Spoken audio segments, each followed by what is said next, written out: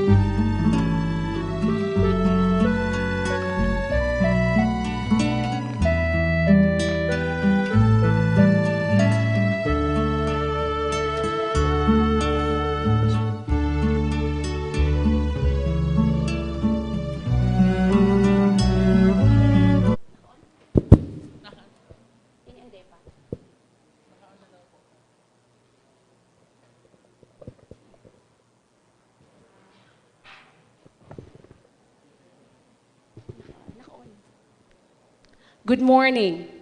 Today we are at the Bicol Stakeholders Networking Against Human Trafficking in celebration of the United Nations 9th World Youth Day Against Trafficking in Persons. To formally begin our program this morning, I would like to ask everybody to stand up for the opening prayer through AVP and the succeeding Philippine National Anthem. Let us put ourselves in the presence of the Lord, in the name of the Father, and the Son, and the Holy Spirit. Amen.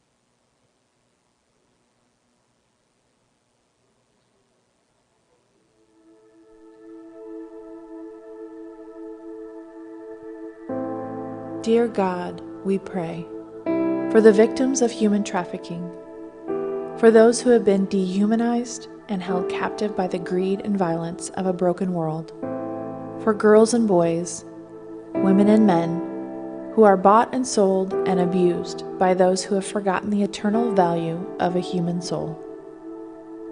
May they rediscover their worth in you, and may we affirm their worth as individuals who are made in your image. Lord, reveal the way our choice may play a part in keeping others captives by creating a demand for more slaves, and give us courage to make different choices. Give us eyes to see injustice and exploitation, and give us the courage to speak out against evil. Use us to bring light into the darkened corners of this world, that they may not remain dark forever. May your light expose the evil deeds of the captors, and may your love create a change of heart within those who are captors and perpetrators of human trafficking. Use us to loosen the chains of injustice and to let the oppressed go free. Our Lord and our God, we pray. For an end to the evil that is human trafficking, and we pray that the victims of trafficking may find restoration and healing in you. May it be so. Amen. In the name of the Father, the Son, the Holy Spirit. Amen.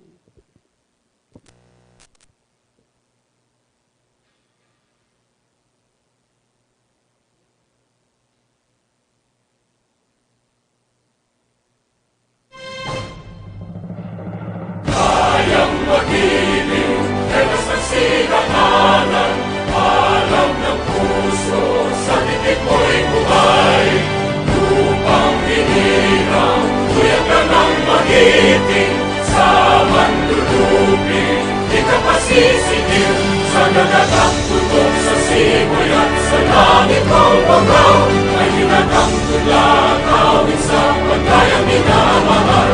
Ang isang ng matawad mo'y tagumpay na naghihingi. Ang bituin at araw niya kailan ang ay di maghihingi. Lumalang araw ng walhagit pagsinta mo'y langit sa piling mo. Kaya na pagkay mga amin ang mamatay ng dahil sa'yo. We may all be seated. Good morning once again. While we wait for the rest, and before we continue with the program, there is something that I would like to honestly say right now. But please hear me out until I'm done before you react. I don't really know how I feel about today. I'm ambivalent. We're talking about human trafficking. And anything that involves human trafficking means there is injustice in the world. And for as long as there is injustice, fairness does not exist. Really? 20th year of the Human Trafficking Act. But on the other hand, there is 3 good reasons why we are here today. And number 1, it means that you have all been predetermined to be here today. Tama? Before you got involved in anything in the church and in all the activities and advocacy that we have been predetermined to be here.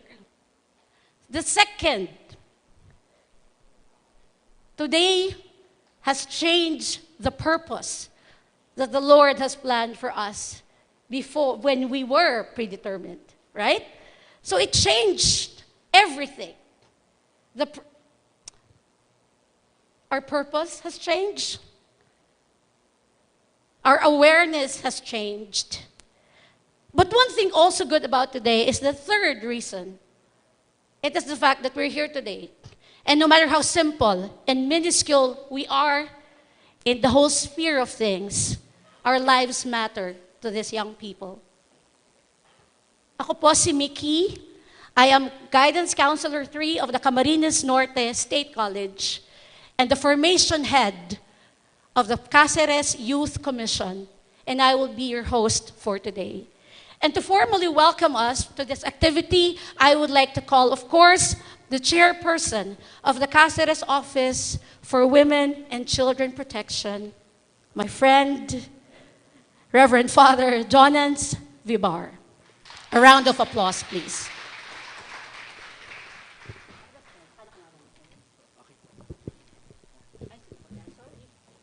Okay na po. Hello, test mic. Diyos maray na aga po sa inyo gabos. Yes po, sa tuyang mga on-site participants and also sa tuyang mga online viewers and sa mga upcoming daw. Sa papaabot pa po, maray na aga po sa inyo gabos. Diyos maray na aga. Welcome to the Bicol Stakeholders Networking Against Human Trafficking. So, I don't think this is the first time na mag-gather kita, but formally as a network, this is the first time. And as we gather today, we recognize the profound importance of collaboration, cooperation, and networking. Of course, as communities, as agencies, as groups, you have your own advocacies. But it wouldn't hurt, it wouldn't hurt if we can collaborate, we can share resources, share expertise, and to do things as one. Our collaborative and collective efforts will be instrumental in breaking the chains of exploitation and building a society where every individual can thrive with dignity and freedom. Bako pong madali ang sa tuyang misyon. It is so daunting, it's so big, nakakapurisaw na marhay. But if all of us will work together, we can see a shed of light over the rainbow. Bakong madali. But if together, if we have each other, then it is possible. As we celebrate the 9th World Day Against Trafficking in Persons, so sa tomorrow, July 30, it will be its 20th year kang pinagmukna ang lay manunungod sa human trafficking. Let us ignite the flame of change and transform lives with our unwavering dedication.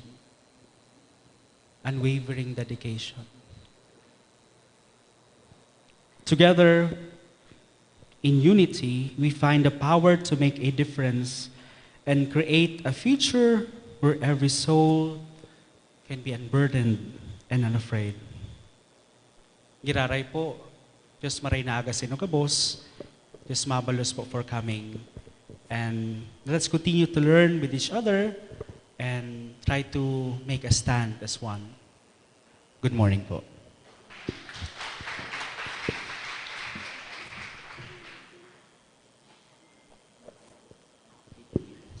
All right. So thank you so much, Father.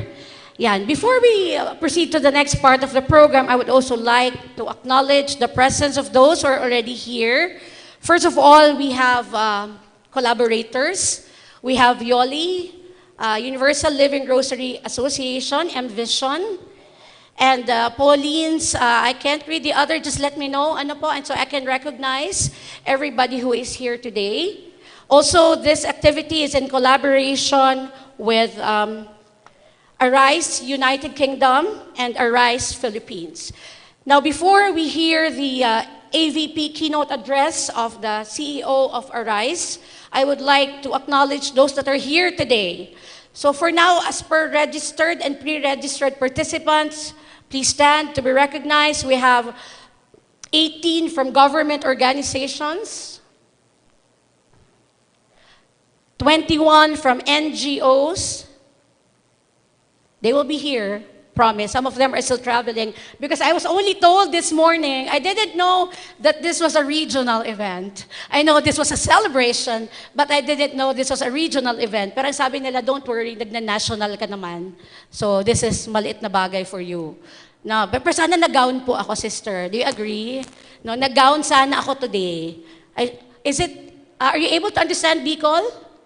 No, okay. Thank you so much. It's also very hard for me to speak in Bicol because, I'm important.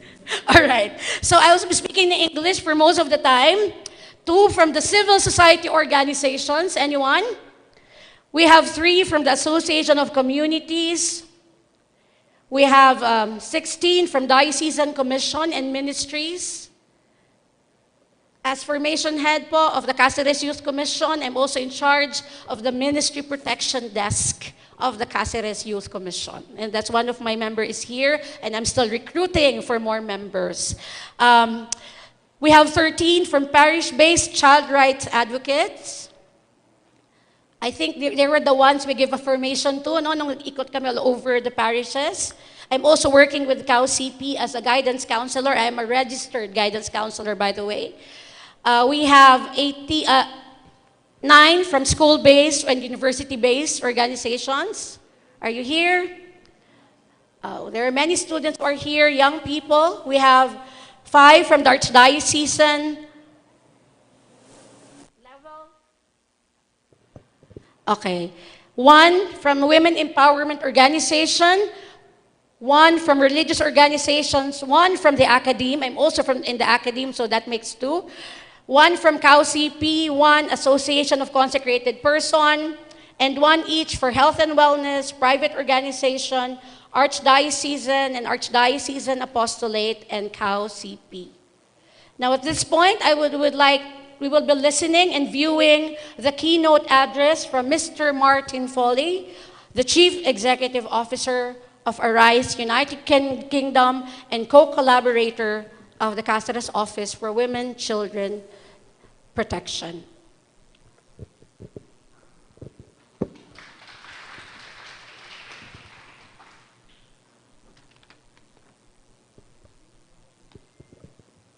In the Philippines.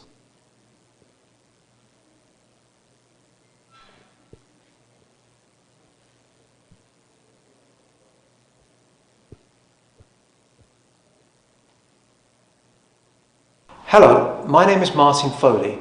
I am the CEO of the Arise Foundation. Arise began in the Philippines in 2019 for a project with the Catholic Bishops' Conference of the Philippines and I Fight. Now, after 4 years, we remain committed to working in solid partnership with CBCP to end human trafficking in the Philippines. Today, Arise is happy to support this gathering of networks in the first Bicol Stakeholders Network Against Human Trafficking in celebration of the United Nations 9th World Day Against Trafficking in Persons, led by the Archdiocese of Caceres in partnership with the Arise Foundation, the CBCP Cluster Against Human Trafficking, Caceres Office for Women and Children Protection, Interagency Council Against Trafficking, Naga and Camarines Sur, Naga City Justice Zone, City Government of Naga, RGS Bicol, and Zonta Club of Naga and Camarines Sur.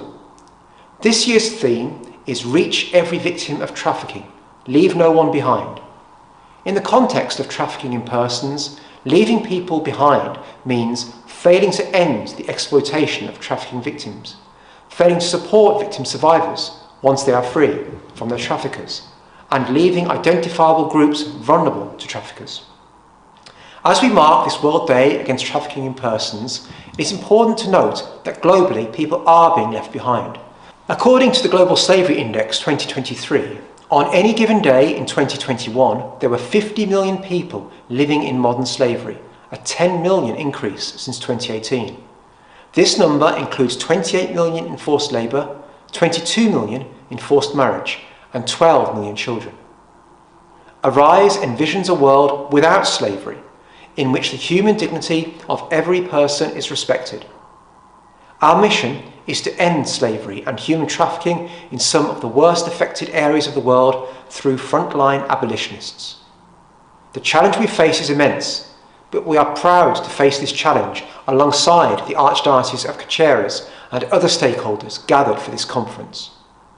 In particular, I would like to thank Father Weber for his leadership in expanding protection services for women and children who are particularly vulnerable to this crime. Partnership and accompaniment are integral to the mission of Arise. Through accompaniment, we strive to ensure that people are not left behind. Rather, we stand alongside local groups and individuals in the fight against human trafficking, listening to their needs and adapting our response accordingly. No organisation has the reach, scope or footprint to defeat slavery alone. Anti-slavery alliances and networks are key to prevention and sustaining local resilience. This is where Arise seeks to help, supporting local alliances and networks through grants, direct partnership, training and capacity building. Thank you for all you are doing to eradicate human trafficking. May this day renew our commitment to fight this appalling crime. All right. Thank you very much, Sir Martin. Even if he cannot hear our applause, that is really, what we are doing today is not easy. I am a guidance counselor. I listen to a lot of stories, and it's not comfortable. And anything that has to do with human rights is never really comfortable, right? So if you're comfortable, that means nothing's wrong. But the fact that you're here, it means that you are not comfortable, and you should not be comfortable. Every time I would hear stories about human trafficking, because this is happening even in our schools, for children as young as 7 or even younger, for young people who, and since I'm formation head, I'm very particular about this, right? I would really like, this is one of the things that makes me angry. I would like to mention that I'm a Jesuit volunteer, and one of my companions is here. I'm celebrating my 20th year in the Jesuit Volunteers Philippines. But one of the questions that was asked of us when we actually applied for the volunteer service program was, what is a social issue that really makes you angry? And anger was essential. It is not just any other issue. It is an issue that makes me angry. And I said, any issue that affects women and children. I don't like abuses. I don't like hearing injustice. And that's what got me to the Jesuit volunteers. So, to understand and to give us more inputs regarding the 20th anniversary of the Anti-Trafficking in Persons Act, I would like to introduce the first speaker for today. Our first speaker is the presiding judge of the Regional Trial Court Branch 22 of Naga City. He was the former prosecutor of human trafficking cases, former member of the Regional Anti-Trafficking Task Force, the former Piacat Vauci of Camarines Norte chapter. This is just on my phone. She underwent specialized trainings for trainers for prosecution of TIP cases sponsored by the Australia-Asia program to combat human trafficking. To speak on the 20th anniversary of the Anti-Trafficking in Persons Act, we have the Honorable Melita Pilar P. Briñas Agbayani, Presiding Judge, Branch 22 of RTC Naga.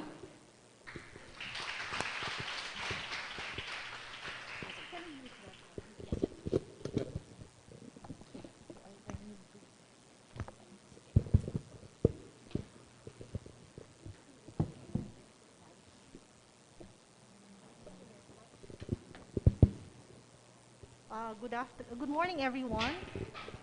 Okay, in what language do you want me to speak before you? I noticed here that we have English-speaking people and then Bicolanos. The problem with me is that I hail from Daet Camarines Norte, so hindi po ako magaling mag-Bicol, pero nakakaunawa. So I would like to just switch siguro between English and Tagalog. Taglish, alright. Naririnig ba? Okay, I'll just remove them. Alright, good morning everybody. Maray na aga sa inyong lahat. I was invited by Father Jonans after our networking and collaboration with the Naga City Justice Zone. He is into capacity building as well. So it's nice to meet Father Vibar, as apparently he is a very dynamic person, and he is into the advocacy of human trafficking and other women and children concerns. Now, as part of raising awareness and a call to all government agencies, public services, the law enforcement agencies, the civil society groups, and then the private sector as well, to support victims of trafficking. I understand. Tayo po ay may theme today. Our theme today is Reach Every Victim, Leave No One Behind. In Tagalog, walang iwanan. Okay? So, the topic today will revolve on our commemoration of the struggles of the victims. No? We do not leave them in their struggles. Wag natin silang iwanan sa kanilang pagdudusa. Alright? In their sufferings, we have to be there as government instruments to support them through reintegration and rehabilitation, which is the thrust of the new law. Now, bago po tayo magsimula, before we start, I want to know who among you have at least a small idea of what human trafficking is. Sino po dito ang medyo, kahit papano may kaalaman sa human trafficking? Please raise your hand. Don't be shy. May award po yan. Recitation. Alright, I see 1 or 2 hands. Who else on this part? I see 1, 2, 3, 4. Yes, sister, and 5. Alright, I'm glad to know that. But majority did not raise their hands. Marami pong hindi nakakaalam ng human trafficking, or probably are humble enough to not admit. Now, the topic today is the Anti-Trafficking in Persons Act and the mandatory laws in the Philippines. Medyo technical po ito, very legal and technical, and I do not want you to fall asleep during my talk. Okay? So I will just give you some sort of scenarios instead of dealing with the terms. But I cannot avoid that also. Kasi baka may law enforcement agents tayo dito who are also into prosecuting trafficking cases. Now, during my stint in Bicol, in Daet Camarines Norte rather, by the way, sisters, Daet, where I came from, is part of Bicol. But the people there are divided into 2. Half of them speaks Bicol, half do not, kasama na, including me. Kaya po, I grew up not knowing how to speak, but I understand it. Bicol is actually a varied language. It differs from town to town, or from areas to areas. So sometimes we understand each other, sometimes we do not.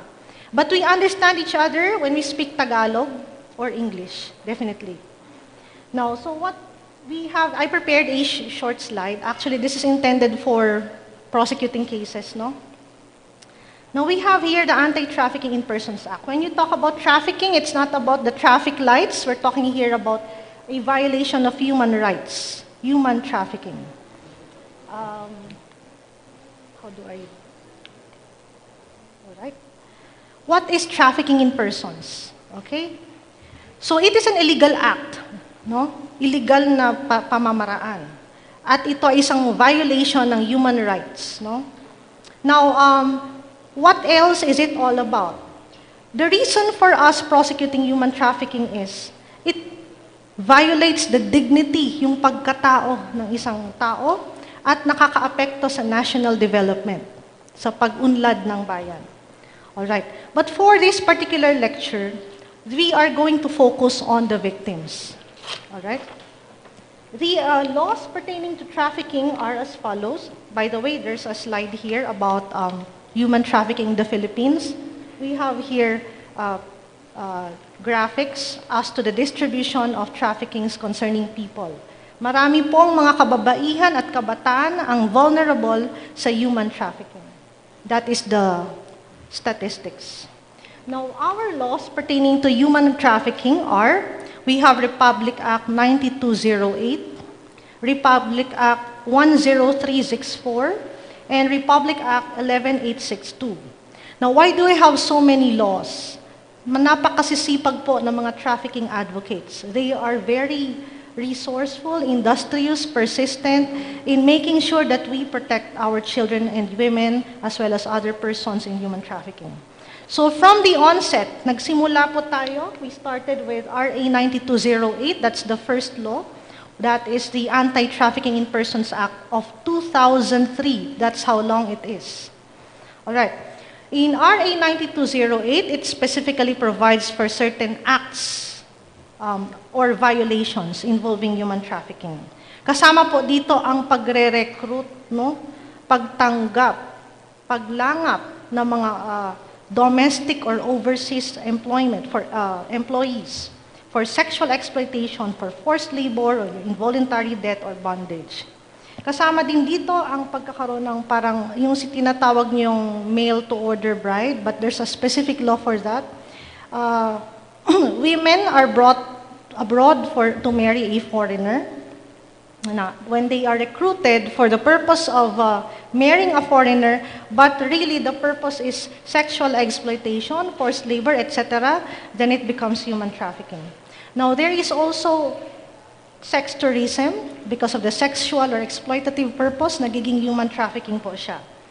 Maintaining or hiring a prostitute for pornography, no, or prostitution itself. Organ removal, okay? That's also human trafficking. Again, there has to be an exploitative purpose. And then, when a child, ang bata po ay isinali sa armed activities, like ni-recruit ng NPA, for example, and they are holding arms, carrying arms, that is inimical to their interest, it becomes human trafficking because of the exploitative purpose. And then we have adoption if it is for exploitative purpose, although the new law does not require that the purpose be exploitative. Alright? What are the features? Ito po yung mga acts prohibited under 9208. Now we have 10364. It is an expanded Anti-Trafficking in Persons Act, which this one, basically it amended 9208. May dinagdag po siya, pero hindi naman niya pinalitan. Dinagdagan, it added some provisions such as accomplice liability, yung po yung mga tumutulong, those who help, abet, or aid traffickers. Accessory liability, sila po yung nagtatago nung krimen, nung body of the crime. They hide it, they harbor the criminals. Sila po yung nakinabang o nagtago ng proceeds ng crime. In Tagalog, yung pong kinita o yung mga epektos ng krimen. Nagkaroon po ng karagdagan sa penalties. There are increases in penalties such as use of trafficked persons. Tumaas na po yung penalty. Dati parang prison correctional, naging mas mataas po siya, naging na siyang reclusion temporal. I will explain it to you later. Now, the new law that we have today, sorry, I think I pressed something here. I do not know which one. May I ask for the help of the techies?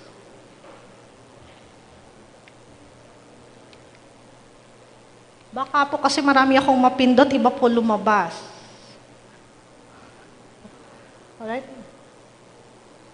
Calling on someone from the technical department, I need to remove that portion. Unless it is in the computer. Alright, I'll just proceed from there. All right. RA 11862, please remember the numbers. Baka po may raffle mamaya, you might find this useful. RA 11862 is the expanded anti-trafficking law. Magkapareho po yung pangalan doon sa 10364. Bakit? In-expand nila ulit. This is another expanded version of the expanded version. So ganun po kasipag ang trafficking advocates. Here, in the new law, these are the salient provisions. We have child laundering. It has nothing to do with washing the clothes. Children are stolen, taken illegally without the consent of the parents.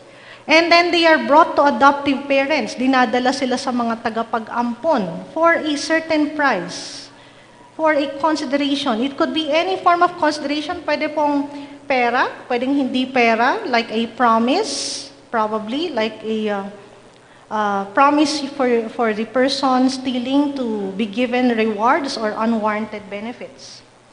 Now, the main feature of RA 11862, the expanded trafficking law, is that it strengthened government arsenals. Lahat po ng agencies ng government that has something to do with cyber crimes. No?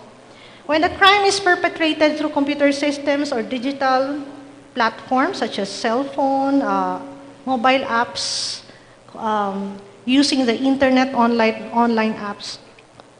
For example, probably through Messenger, Facebook, Twitter, or email, or any other application that wherein the crime of child trafficking can be perpetrated.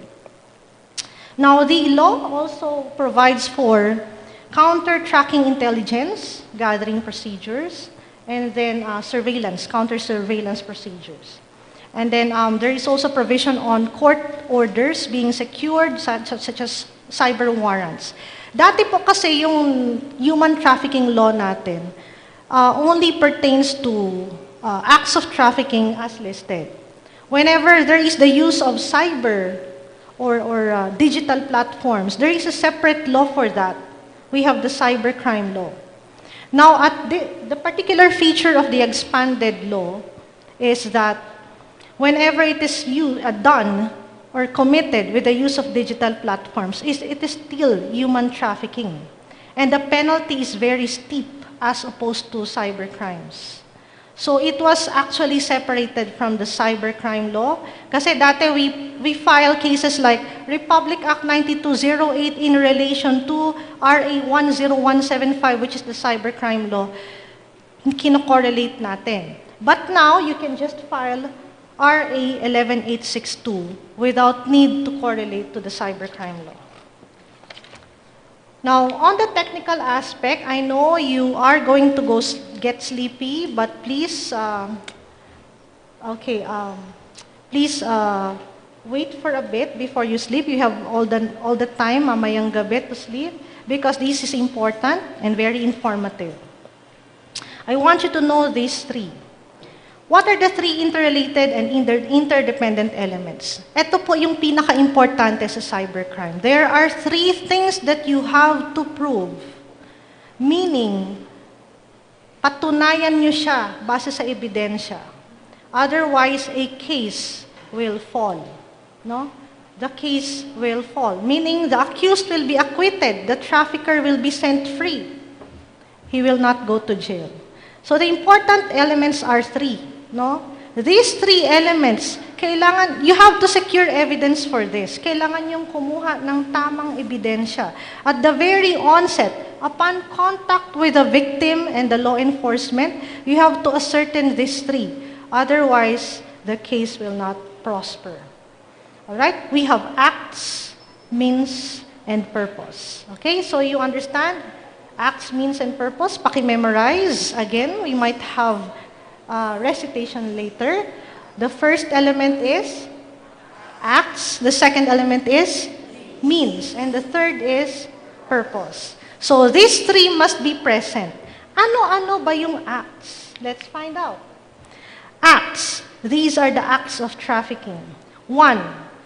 Recruitment of pangangalap sa Tagalog. Malalim, no?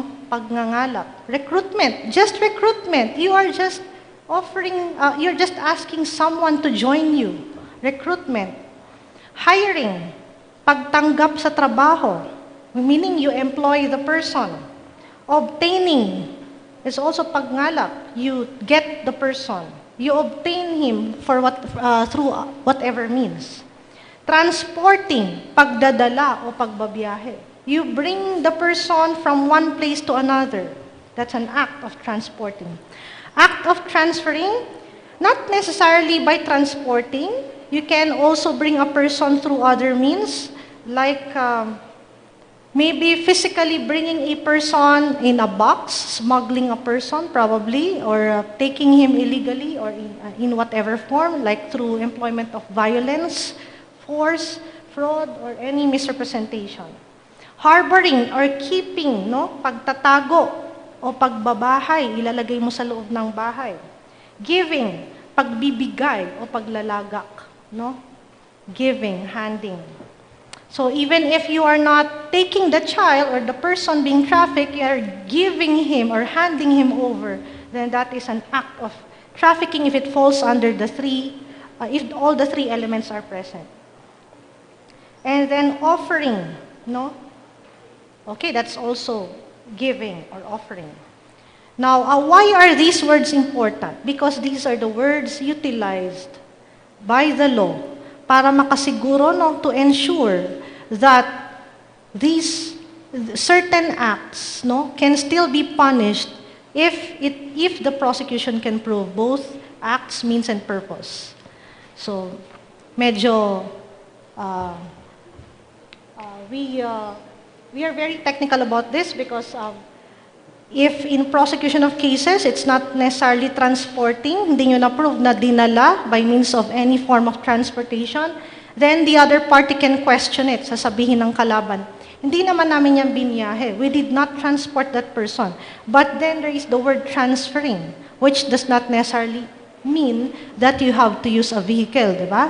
So it gives the prosecution more opportunity to cover the acts of trafficking with the use of the more applicable word, or more, it covers more meaning, all right? So the means are here. Okay, I ask you, what's the first element again? Acts. The second element is means. These are the means. Ito yung mga paraan, no? So we have two means in trafficking. We have non-violent and violent means. When you say non-violent, you do not necessarily have to use force. Hindi pinipuwersa, hindi pinipilit, hindi nananakot, hindi nag-employ ng anumang uri ng pananakit, no? So non-violent means katulad nito, fraud, panggogoyo, pangloloko, or deception, abuse of power or possession. When you take advantage of your position, for example, as a government employee or a person of influence, no? Taking advantage of the vulnerability of a person. If you are taking advantage of someone who is poor, mahirap siya, and so you take advantage of his poverty, that is taking advantage of vulnerability. Alright? So, minsan, may mga pulubi, they are very poor, they are easily induced or coerced into doing some things for money or for some purpose, that is taking advantage of vulnerability. A mother who has a child who has no means to feed the child, and the child is hungry, and the mother would resort to many other illegal means just so she could get she could get money for the child. Sometimes they engage in prostitution. And when the pimp, kung yung bugaw po sa isang prostitusyon, accepts, obtains, hires the prostitute who is a vulnerable person, there's human trafficking there. Next is the giving or receiving of payments or benefits to achieve the consent. Okay, so you know this, bribery, mahilig tayo dyan mga Pilipino. Magbibigay ng suhol, magbibigay ng unwarranted benefits so that you can get consent. Sige na please, kahit hindi pwede. Pero ipipilit, bibigyan ng pera ng kahit ano, just to get the consent. Diba? Mahilig tayo dyan. Hindi ka nakapila. Sasabihin mo, ako nang mauuna, sige na please, eto na, bibigyan kita ng pera. We like doing that. We're into that. All right. Just to get better treatment. Now, violent means. These are the violent means. This is very apparent. Kitang-kita naman sa words used. Threat, pananakot, use of force, paggamit ng dahas, violence, pananakit. No? Pwede ding pamimilit using violence. No? Other forms of coercion, anumang uri ng pamimilit, sapilitan, no? Abduction, pagkuha. Alright? So, parang kidnapping, some sort of kidnapping. But actually, what makes kidnapping different from abduction in human trafficking is that there's a specific law for kidnapping and there is no exploitative purpose.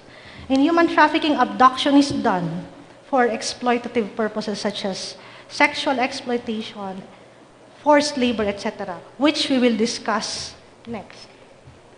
What's the third element? Purpose. Ano ang dahilan ng pag-act, ng paraan ng pag-act? Ito po ang kanyang purpose. Ito po ang ultimate purpose ng trafficker. We have three categories: sexual exploitation, labor exploitation, and organ exploitation. Now, for sexual exploitation, traffickers would resort to prostitution. We all know that. That's the oldest profession, as I heard. Acts of lasciviousness. These are acts, lascivious conduct committed on a person, like lascivious touching of certain parts of the body that are considered, that falls under the provision or the crime of acts of lasciviousness. Pornography.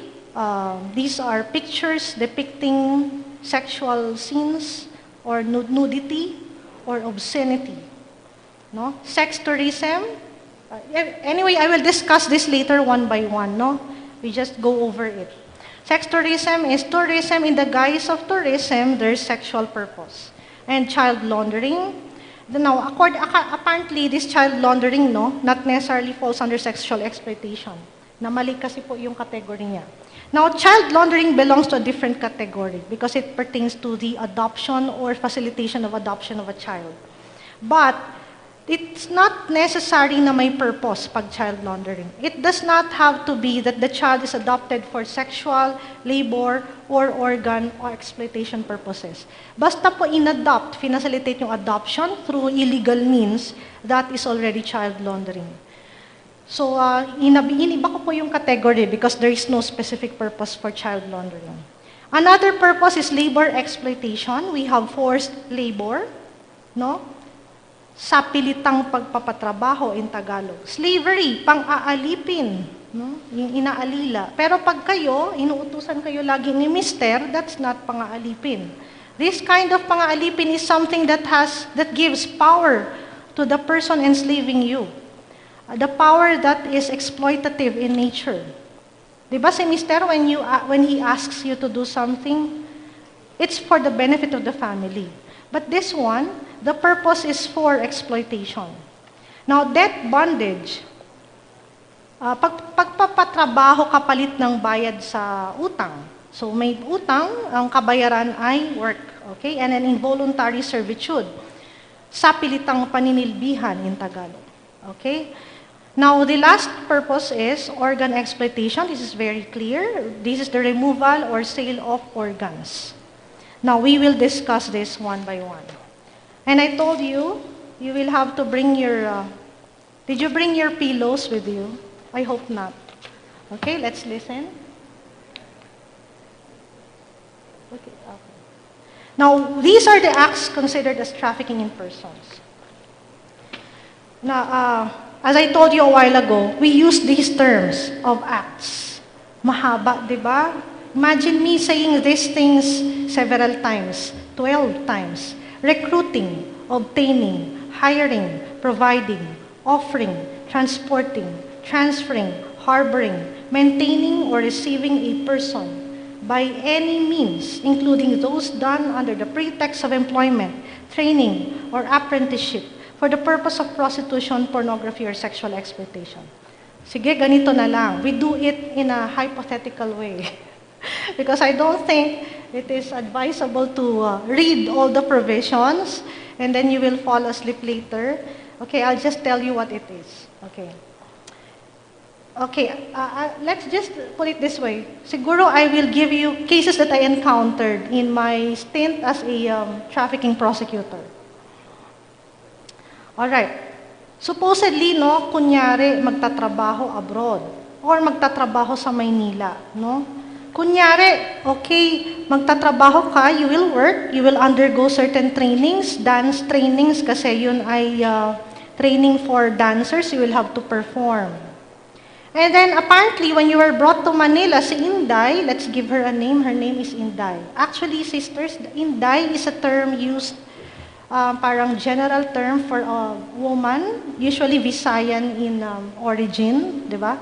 Sometimes there's connotation of Inday being a domestic worker.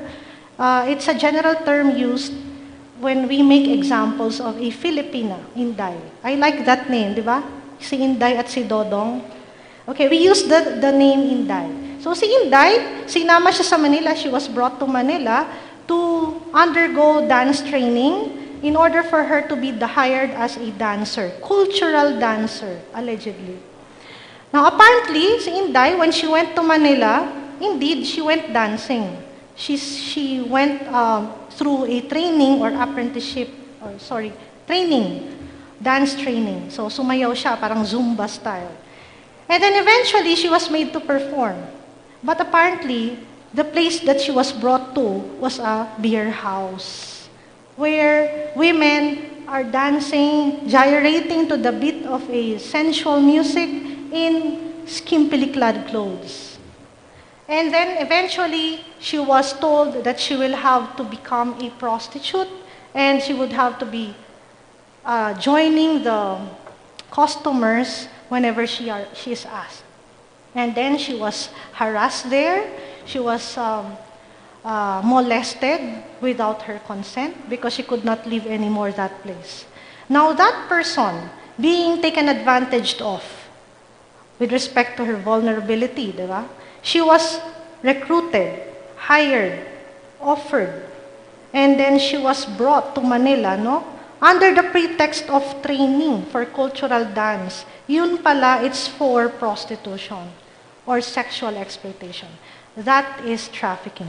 Who is the one committing it? The person who obtained, recruited, or hired her.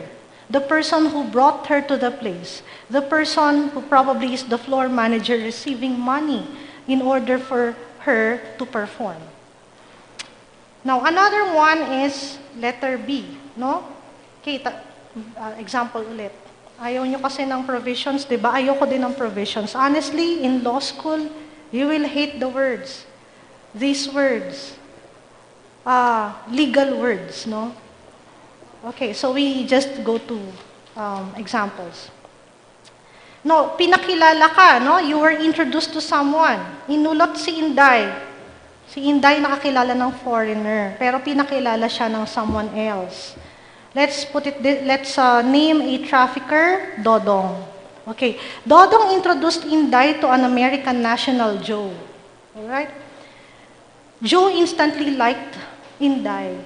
I like you. Nag-message sila. I like you too. Alam niyo na what happened next. They are in a dating relationship. Now, the reason for the introduction is, apparently Dodong is receiving money from the foreigner. And then the foreigner wanted to marry Inday. Then Inday is brought abroad to marry Joe. Joe paid Dodong a sum of money. And then the purpose of Joe is not really to make her into a wife, but to offer her to others for sexual purposes. This becomes human trafficking. Now take note, this is different from the mail-to-order bride law. No? Iba pa yun. There's a special law for that. Now, another is offering or contracting marriage for acquiring, buying, offering, selling, or trading for prostitution, etc. So, kinalakal si Inday. She was sold to someone. Sapilitan, no? Either for slavery, for sexual exploitation, etc. Alright. Next, Inday went to Calaguas. Do you know Calaguas Islands? Wow, famous, no? It's a white beach island in Camarines Norte. I'm not promoting it. I don't own any island there. I have not been there actually. All right. But my brother is doing outfitting there. So, Inday went there in a package tour arrangement. Now, the tour outfitter told her, Calaguas is a good place. You can come there. There's a promo for this. We will we will hire you to become our concierge at the hotel. Kasi may hotel kami sa Calaguas. And Inday went there as a concierge. She was to be hired. Or pwede din naman Inday went into a tour package. It's a tour package for you. You will just go to the island. You will pay for your food, etc., accommodation. And then apparently when Inday went there, hindi naman pala tour yung pupuntahan niya. It was apparently a parang prostitution den. Or pictures were taken of her, depicting her in different compromising positions, in naked or in skimpily clad clothes. And the purpose is for pornography or sexual exploitation.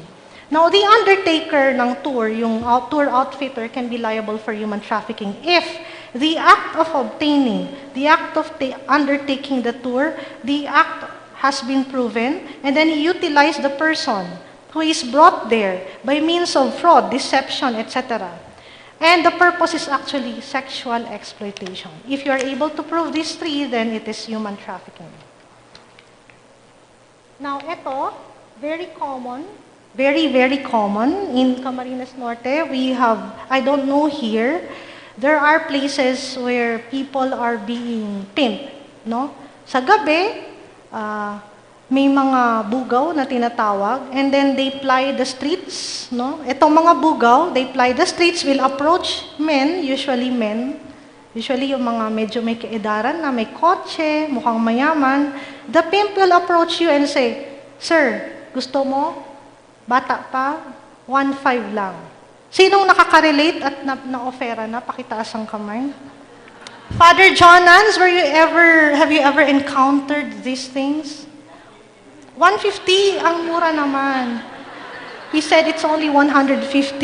No, 1,500, 1,800, that's the rate in Daet. I don't know here, baka mas mataas because it's a city. I am talking about prostitutes that are pimp. When the pimp offers money, offers the services of a prostitute and gives a certain amount, "Sir, 1.5, gusto mo?" So si Father Jonans naman, kunyari, nagpanggap siya. He pretended.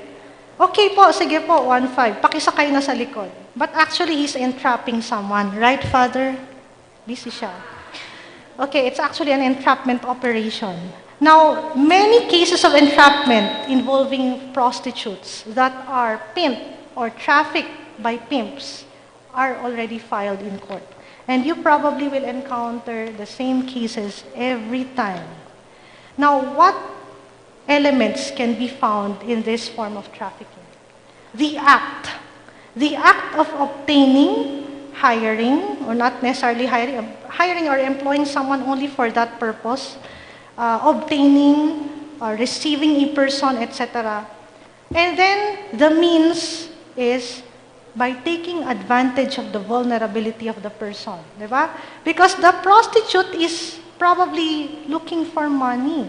You won't become a prostitute because you just want to, unless you're induced by some other purpose. But most prostitutes are there for the money.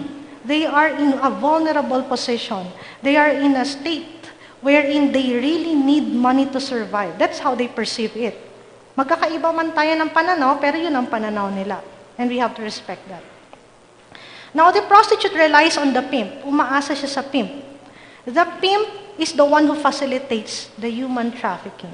The pimp takes advantage of the prostitute, and then the pimp will sell the prostitute to someone for a fee for that particular service. Diba? Pupunta na si Father Jonan sa, ano ba yung mga lumiliko-liko dito na motels?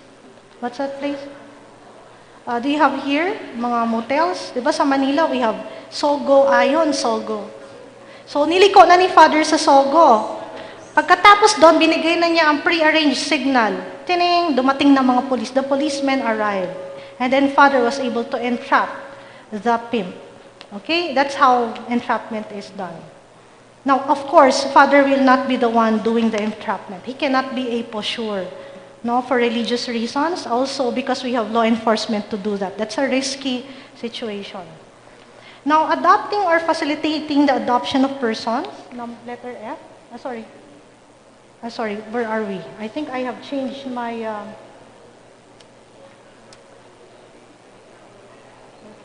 can you go back? Okay, after maintaining letter E, we have letter F. Okay, adoption for, okay, when there is adoption and the purpose is prostitution, pornography, sexual exploitation, forced labor, slavery, etc., the purposes I stated, that becomes human trafficking. But if it is child laundering, no, you do not have to prove the exploitative purpose. Okay? So, pag-ampon ng bata na hindi naman para ituring na anak, no? Not to treat the child as a child or a son or a daughter by the adopter, but the adopter will use the child for other exploitative purpose. That is human trafficking. Next, okay, removal or sale of organs is the purpose. Okay, a person is taken, di ba naririnig nyo, you hear the white van, ang puting van dumating, kinuha ang bata. Puti pa rin ba? Huwag kayong bibili ng puting van. Black naman, no? Baka kasi mapagkamalan. Alright, they always report this and it is true. It happens. It happens in any part of the country and I have encountered it many times. The problem is how to get to run after these persons because they are mobile. So you have the duty of reporting it. Para may flash alarm sa PNP, they will set up checkpoints. Please make sure that you know the plate number. Kawawa naman yung puting van ni Father. Baka mapagkamalan. Alright. The van, the white van that took the child, they will be reported to the police officer and then the police officer will put a checkpoint and then that's how they can check if that van is abducting children or women or men for the purpose of removal of organs or organ trafficking. Ang mahirap dito, the hard part is, in prosecuting these cases, you have to establish the exploitative purpose. Is it really for removal of or sale of organs? And what if he was just abducted or taken or kidnapped? Not really for removal of organs because you cannot prove that until it is done. Diba? Until there is an act of removing, until there's an act of opening the body of the person, there is no removal of organ. Until the organ is sold, there is no selling that takes place. It has to be complete, di ba? But, take note, that the exploitative purpose can be proven by other evidence that are corroborative or circumstantial. Saan dinala? Doon po sa hospital, doon sa may, hindi yata hospital yon. Parang kidney bank or something. Either to sell the kidney to another person with the intermediary, probably hospital staff or a doctor to assist. The thing is, this particular act is hard to prove kung abduction lang. Now, but because of the amendment, the mere attempt or abetting, aiding, etc. is already prohibited for as long as you can establish the three elements. That will suffice as human trafficking. If not, the abduction can fall under provisions of the revised penal code, such as either serious illegal detention or kidnapping, which is also a crime. Okay? Now, I will give you some sort of a backgrounder on human removal or sale of organs. We have here you, no? And then your degrees of consanguinity, mga kamag-anak mo sa dugo. First degree, nanay at anak. Second degree, lolo, kapatid, and then apo. The third degree, lolo sa tuhod, lola sa tuhod, uncle, niece, nephew, great-grandchild, apo sa tuhod. And the 4th degree, wag na natin tong pansinin. Wala namang umaabot sa ganyan, di ba? Lola sa kuko, how do you call this? Great. I mean, nobody survives long enough to have this. So, let's ignore this 4th degree. Now, these are the degrees of consanguinity. I am telling you this, not because you're going to inherit something from your lola sa tuhod, but because we talk about organ donation that is legal. You can donate your organs, I hope you don't, but eventually you can donate your organs to blood relatives. Diba? These are the blood relatives. It's perfectly legal. But if you are going to donate organs to strangers, it's a different matter. You have to undergo certain procedure. No? And besides, baka hindi naman compatible yung kidney mo dun sa kidney nung namatay, baka ikamatay lang niya. Alright. Donation by non-relatives is also allowed, no? Between Filipinos and foreigners.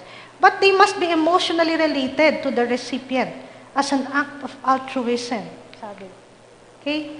Altruism, parang dapat kilala mo yung dodonitan mo. Meron kayong certain relationship at gagawin mo yon to help the person. It's the altruistic feeling na nakatulong ka sa kanya. That you help the person. Pwede rin namang mag-donate ang boyfriend sa girlfriend, but that's really a tragedy. It means the boyfriend is going to die and lose some organ. A co-worker, if you have an office mate, no, kilala nyo na ang isa't isa, yung co-worker mo na aksidente and he has a specific portion in his ID that says, I am willing to donate any part of the body to you. Okay, as a co-worker, pwede rin yun. He may qualify for transplant. Now, the kidney donations worldwide is this. Around 70,000 transplant each year. Okay? And at least 20,000 comes from live donors. Buhay ito, no? At least 10,000 are from trafficked donors. Napakalaking percentage. Now, why is it important to know? Well, because of transplants of organs. Traffickers are abound. Mahal po ang pag-donate ng organ. Mahal ang organ transplant. Not only will you pay for the transplant, the operation, the surgery, you will also have to pay for the middleman who obtained the kidney or the body organ. Based on online advertisement, the prices for the kidney can go up to 500,000 pesos. That's US $9,700, depending on negotiations. Usual price is 200,000 to 300,000. In US dollars, it's around $4,000 to $6,000. Usually, yung pong tumatanggap ng the recipient of the donation or donated organ covers or pays for the food and transport of the donor and the brokers or middleman during the lengthy process ng examination. Okay, look at this, the disparity in the, Okay, nakita niyo yan, sila Dodong. Okay, Dodong here, they are showing to you their scars. These are not proud scars. They did this for their families. They are kidney donors not because they want to. Who would want to lose a kidney? Kayo ba gusto nyo? Pero sabi kasi, kailangan ng pampagamot ng anak. Kailangan ng pampagamot ni nanay. Kailangan ng pambili ng tricycle para sa negosyo. How much is a tricycle? 80,000, 100,000? If you spend, 200,000 for your kidney, that will cover it. Mayaman ka na nun sa barangay nyo. Alright? So, let's see at the story of Danilo. This is, one of those guys is named Danilo. Alright? He went to an operation room in St. Luke's, Manila. Tama ba, Doktora? We have transplants going on in St. Luke's. We have here Doktora from Zonta. And a surgeon took the kidney of Danilo, no? And transplanted it to a Canadian foreign national. The surgery took 6 hours. 6 hours po yung pag-surgery. So si Danilo, binenta niya yung kidney niya for 115,000 pesos. That's $2,200. Pero, he only got 85,000. because the broker had to deduct his share. So he used his money to buy a house at the squatters area in Manila pagka-discharge sa kanya. So bumili na siya ng bahay. Barong-barong, most likely, what will you get from 85,000? Bakayero, a little bit of cement, etc., labor. Okay. Now, 9 months later, a fire broke out in the community and it burnt the house of Danilo. So what do you think happened? Okay, every person donates their organ because of their dream. In this picture, they have a dream. Meron silang pangarap. They want to be able to afford a house, a car, a tricycle, a motorcycle, even, anong tawag doon? Yung laging nagkukos ng traffic dyan? Howler. Yan, howler na. Nakakainis yung howler, di ba? So that they could have a stable livelihood. Bakit ko sinabing nakakainis? Kasi pag gabi hindi mo siya makita. You cannot see the howler at night, di ba? They're always causing traffic accidents. Sabi ni Danilo, I know it's illegal, but what matters to donors like me is that I can save another life by donating, kunyari, no? And my own life, because I can save my family, no? We don't have stable jobs, nag-extra lang ako. Nobody gets that much in a day. With only one kidney left, how can Danilo work? What happened to Danilo? Madali siyang mapagod. He gets tired easily. He works days in a row, but the body cannot make it longer than 2 days. Doktora knows that. He cannot skip meals because it will cause him pain, but he cannot afford his meals. Lifting objects is a burden. It causes pain. Tatanungin niyo si Danilo, if you can turn back time, kung ibabalik mo ang panahon, may kanta ba yan? Meron bang ganyan? Oh, alam ni Madam. Sabi ni Danilo, I'd rather work endlessly than being in this situation and get tired easily. Mas gusto sana na lang maibalik ko ang panahon, hindi ko na sana dinonate yung kidney ko or ibinenta yung kidney ko. At least mapapakinabangan ko ang katawan ko na healthy and fit. In 2019, there are about 51 cases of organ trafficking monitored by AYACAT, no? But this is a rare case, no? All cases were archived because none of the accused were arrested. I'm not sure now, no? I do not have the data. Now, law enforcement agencies are challenged by the fact wala namang nagre-reklamo ng organ trafficking eh. Pupuntahan mo yan, huhulihin mo yung recruitment stage. They're going to the barangays. Nagbabaranggayan. Oy, gusto nyo kumita 80,000, may tricycle ka na dyan. Anong gagawin? Just sell your kidney. Ititip sa pulis. Meron po doon nagre-recruit for organ trafficking. But what happened after? What happens after? The policeman arrives after the tip, and then the recruiter is gone without a trace. Maraming beses na po nangyari sa akin. Sawing-sawing po ako sa organ trafficking issues. I could not even file a case because every time I receive a tip and then conduct surveillance, the trafficker was also tipped by other informants. Okay? So reporting is a challenge. Okay? This is the data that we have. Kidney World Order. The typical donor in the Philippines is around 28 years old, average. Annual income, $480. A year. Okay? Magkano yun? $480. Sino ang magaling mag-math? 20,000 a year, imagine. 20,000 a year. That's in pesos. The typical recipient is 48 years old, male. Annual income, $53,000. Ang laki ng disparity, no? So you can see here, the vulnerability of a poor person is being taken advantage of. Very apparent. You don't have to prove it by saying it.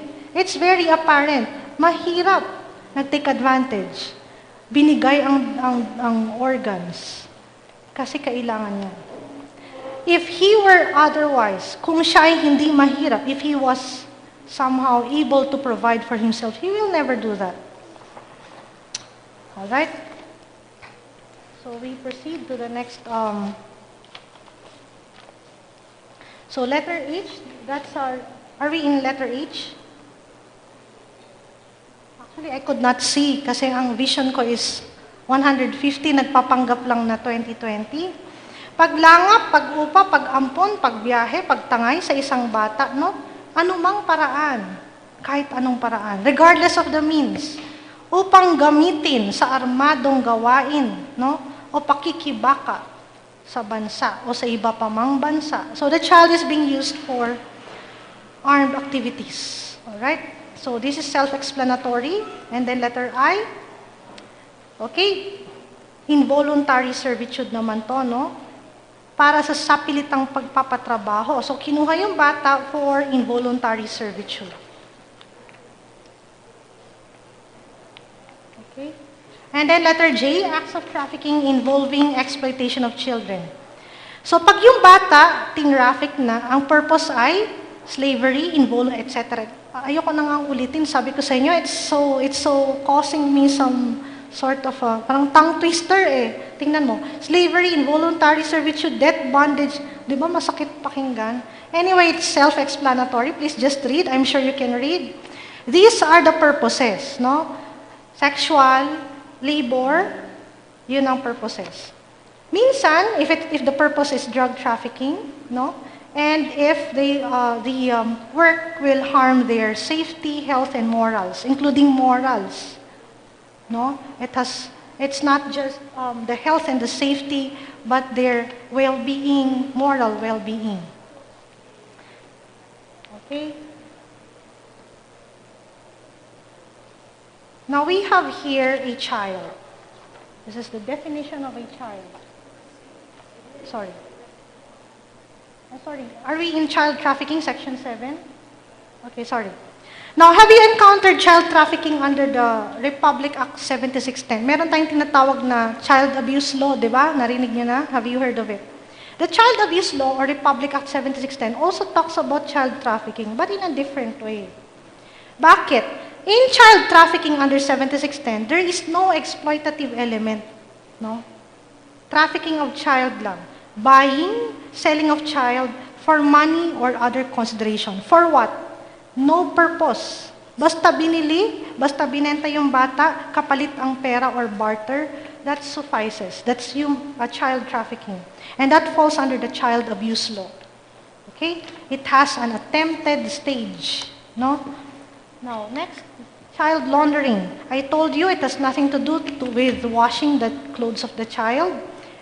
Hindi po paglalabang laundering, no? There's another meaning. That's stealing and selling laundering. To adoptive parents, no? Bibenta niyo yung bata, nanakawin niyo yung bata, kukunin niyo para ibenta dun sa nanay o sa parents. Kunyari, no?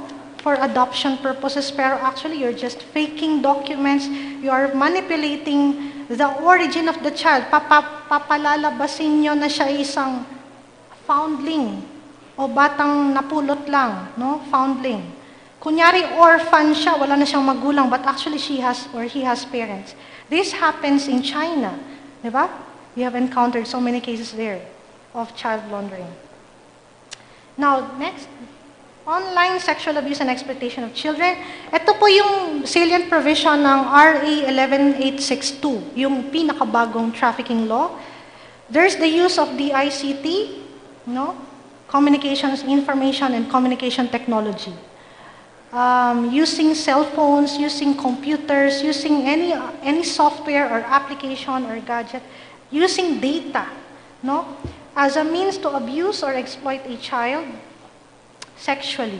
No? Kaya tinatawag ng online sexual abuse and exploitation.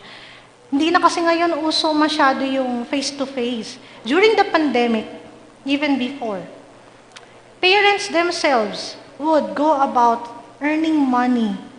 Sasabihin niya, they would say, it's for the family. Oh, Inday, you're only 7 years old. go in front of the camera. You just remove your shirt. Anyway, bata ka pa naman. Anyway, you're still a child.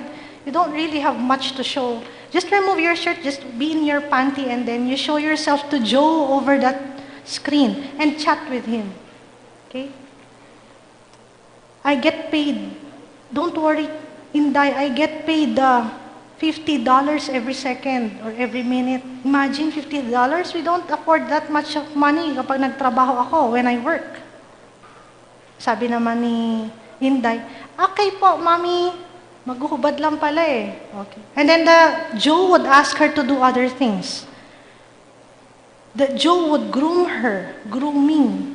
Yung tinuturuan siya ng mga bagay na uncomfortable sa kanya without without necessarily touching her. No touch, just look. But it is uncomfortable for the child because she's showing herself in a vulnerable position. It's also possible for parents to commit child prostitution online.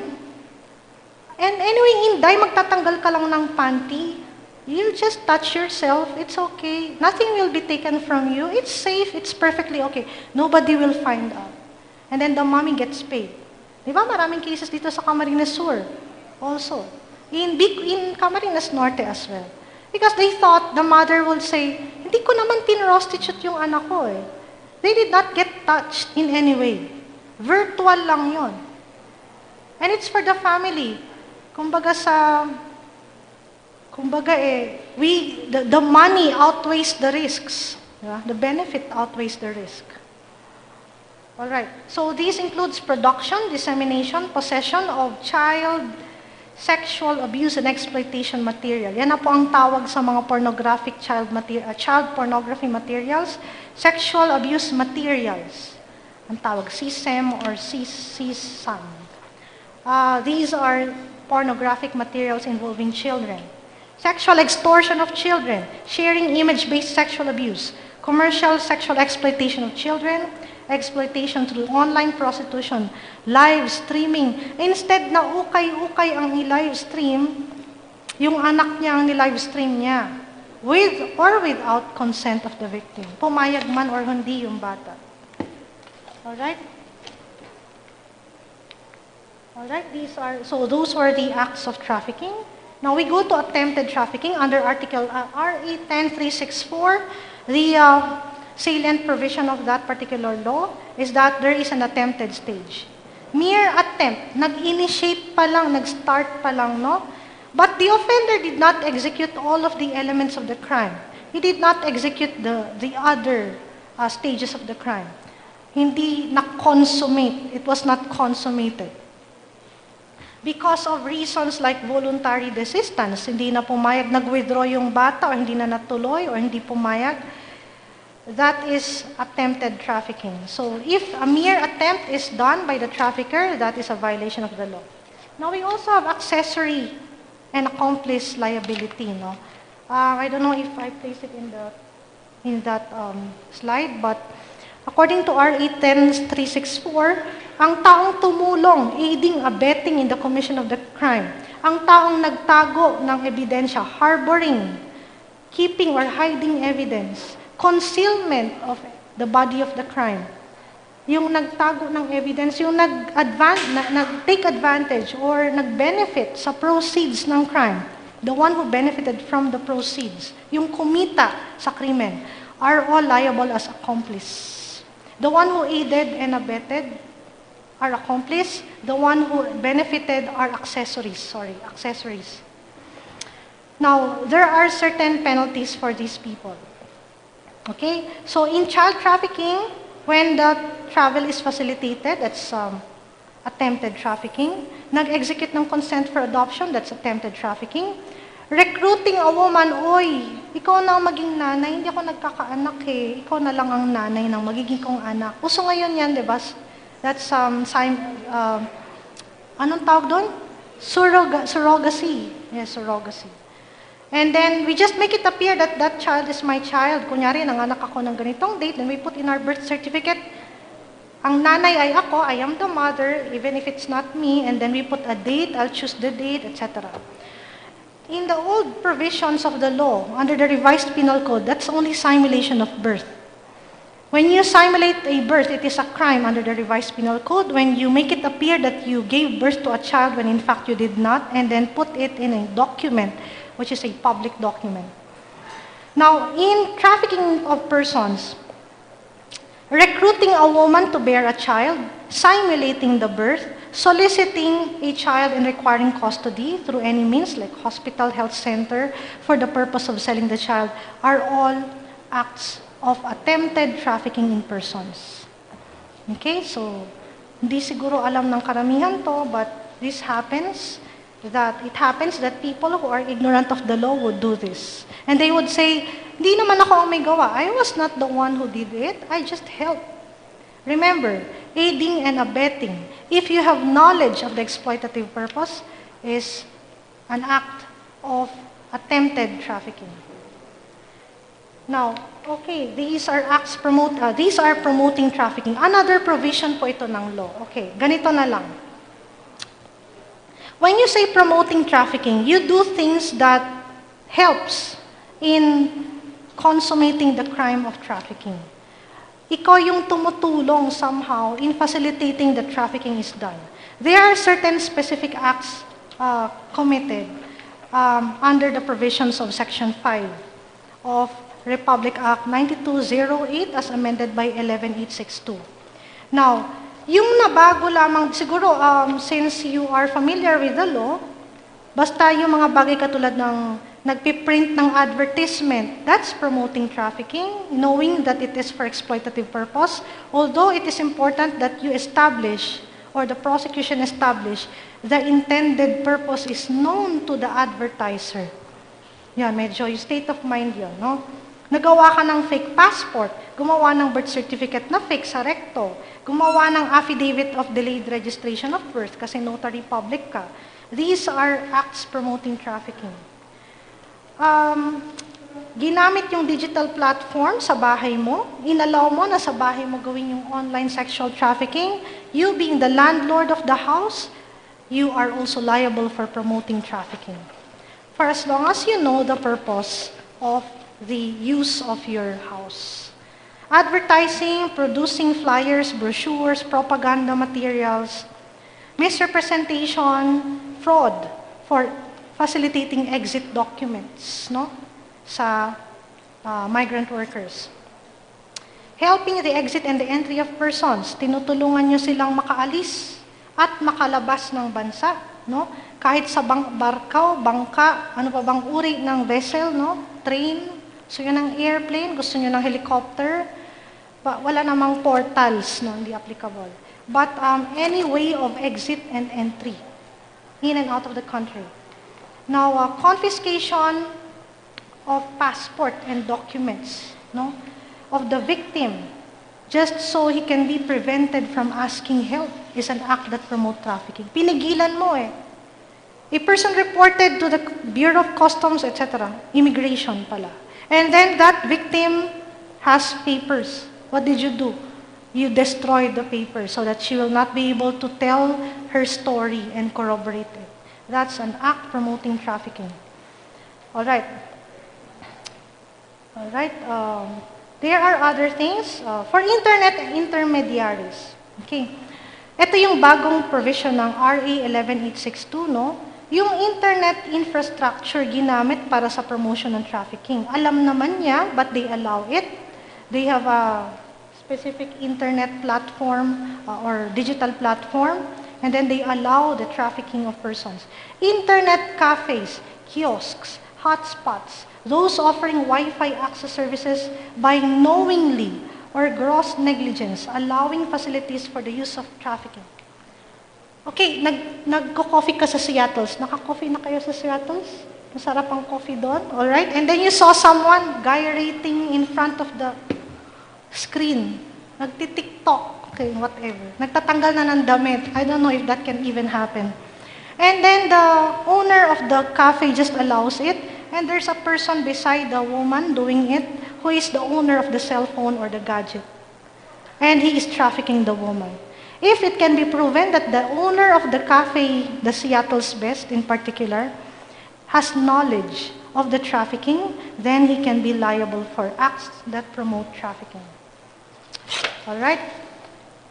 GCash, PayPal, ano pa mga financial intermediaries?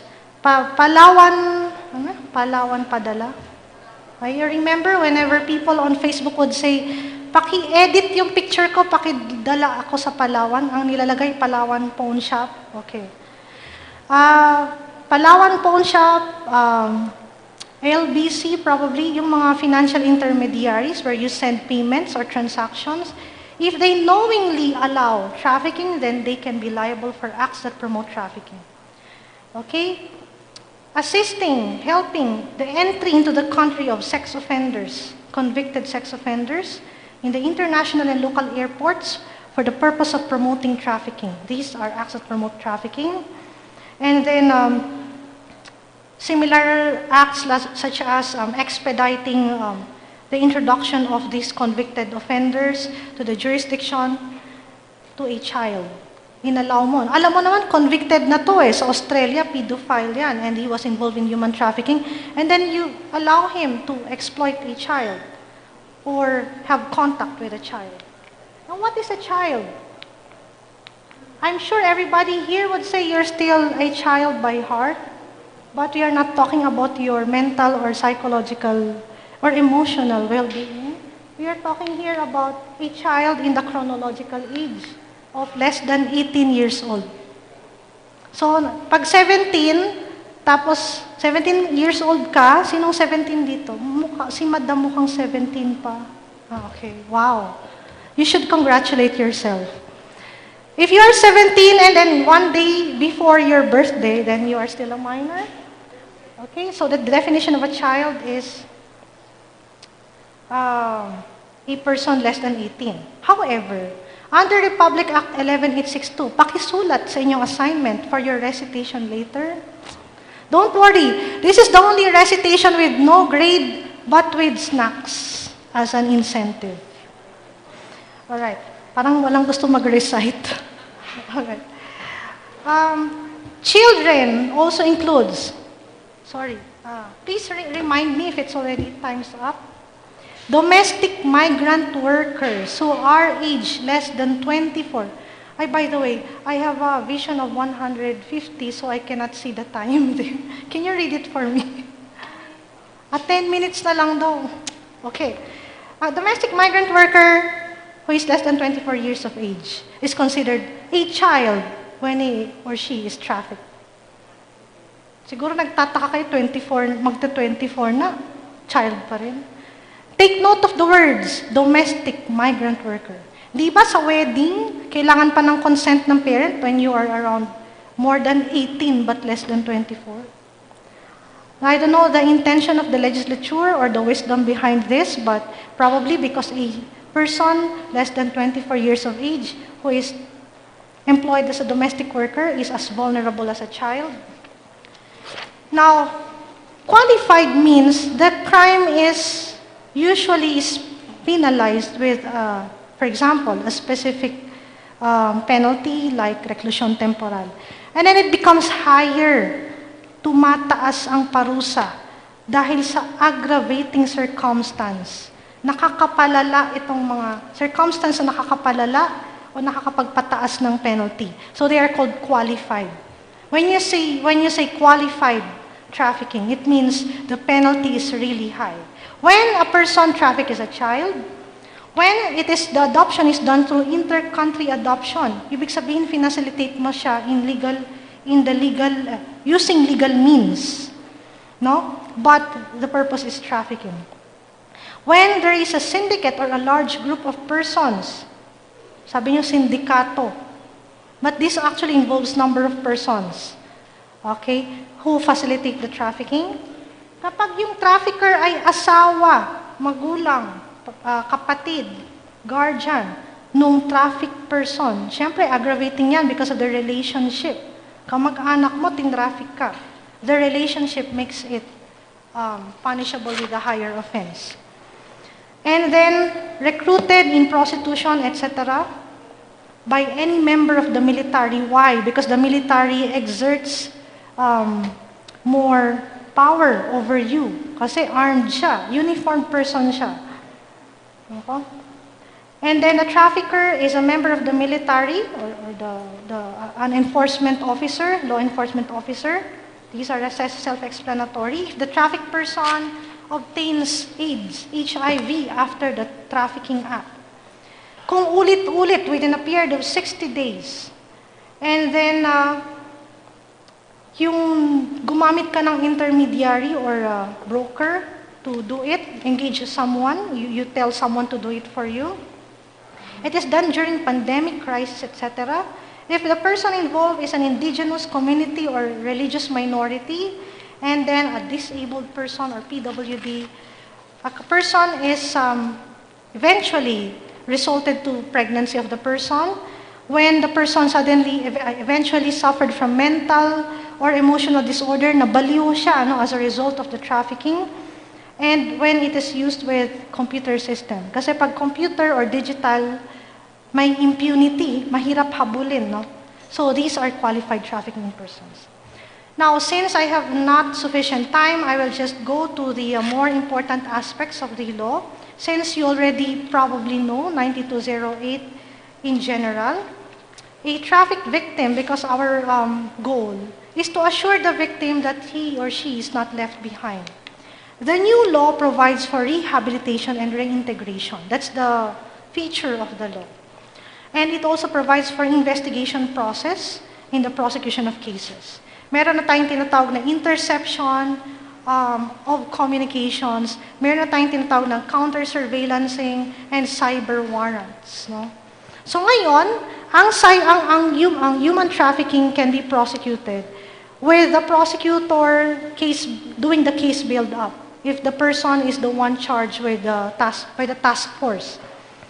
As part of the case build-up, pwede mag-initiate ng investigation. So kung kayo po yung law enforcement agencies, if there are LAs here, barangay officials who belong to the Barangay Women and Protection Desk, Women and Children Desk, and then if you belong to the DSWD, etc., you have the duty to report the trafficking. No, immediately make a report. Why? Because the report should be done for expediency. No? Yung report niya should be done within 10 days from receipt of the report, of the information. Bakit ko sinasabi yun? It is important because the relevance of this particular talk is to provide you with awareness as to how we can facilitate the reintegration, rehabilitation, and prosecution of cases involving trafficking. The victims' reintegration and rehabilitation.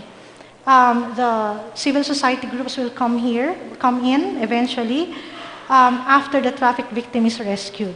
So without the rescue, there is no victim to be reintegrated or rehabilitated.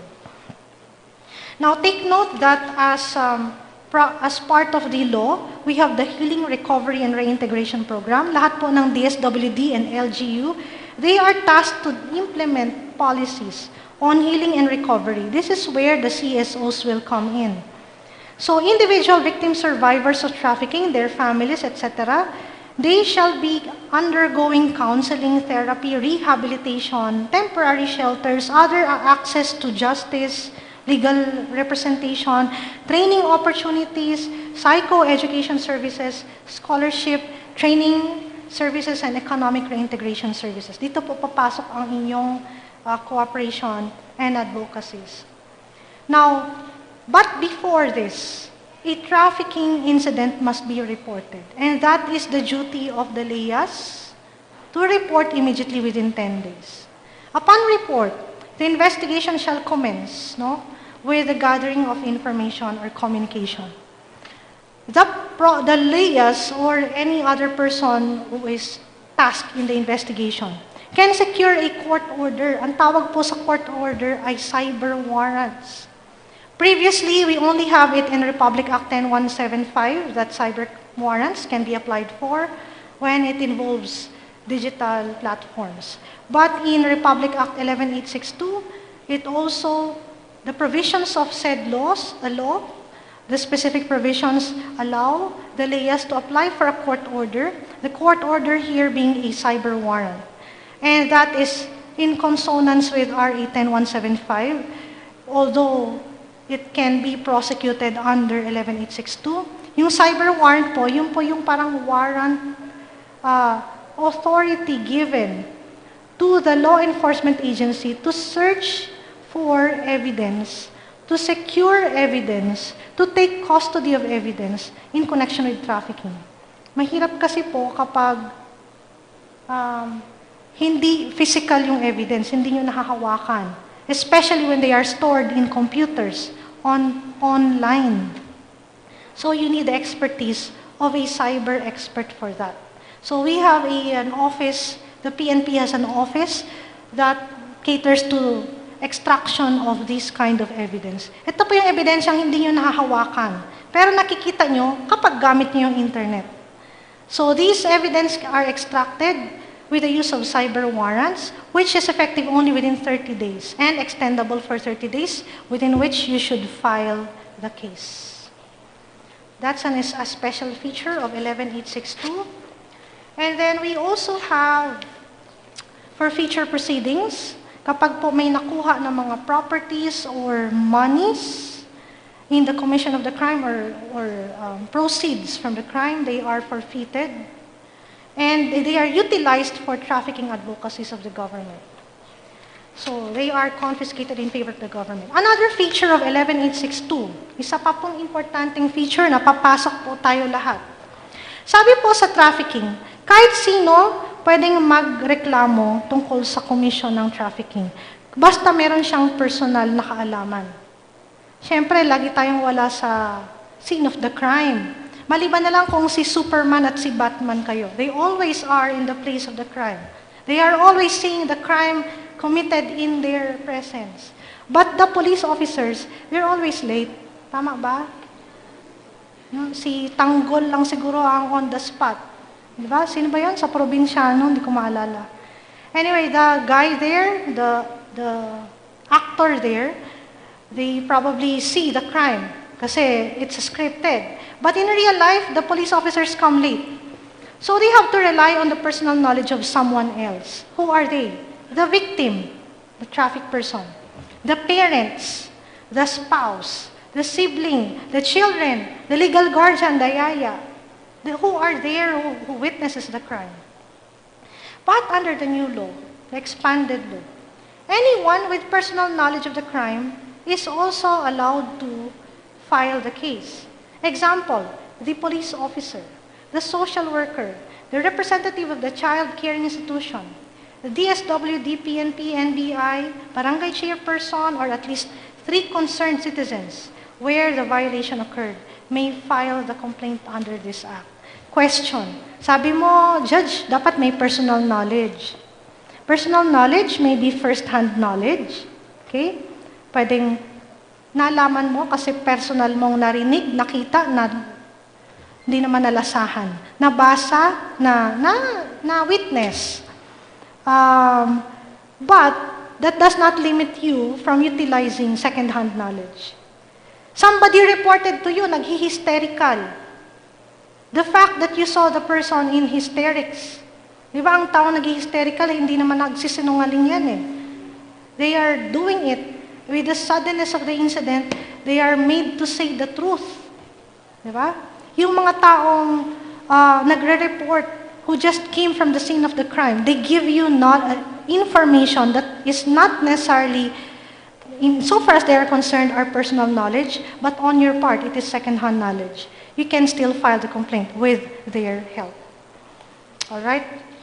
Now, this evidence, the second-hand knowledge, is circumstantial evidence still, no?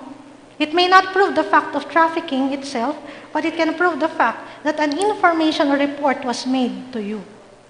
And other elements can be proven by other things. All right? Okay? So, saan fina-file? Where the crime was committed? Kung saan yung element nangyari? Kung saan nakatira yung traffic person? Those are the places of commission. When do you file it? Napapaso po ang kaso. It prescribes. If you do not file it outright, 10 years after commission. 20 years kung syndicated or large scale, mula sa pagka-rescue ng traffic persons or release from bondage. Okay, now, if the child is a victim, if the victim of trafficking is a child, mas mahaba po ang extension ng prescription. Pag nakapag-reach na siya ng 18 years old, that's the time that the 10-year or 20-year period shall start. Bawal pong umurong sa kaso ng trafficking. No affidavit of desistance in human trafficking cases. In fact, prosecutors are directed to oppose and object to dismissals at any stage. Any attempt to pressure the complainant is a crime and punishable under the law. Okay? Bawal po na pilitin na mag-urong. Iurong mo na lang, anak, kasi kawawa naman yung tao. Tsaka babayaran tayo ng 50 million pag inurong mo. The mother who says that to the child is liable for violating provisions of the law. Alright, so other salient provisions, it established the ayakat, among others, a trust fund for the program, so yung forfeited money goes to the program. It recognizes the right to privacy of trafficked persons, so yung mga data taken are considered confidential. The court proceedings, confidential in nature.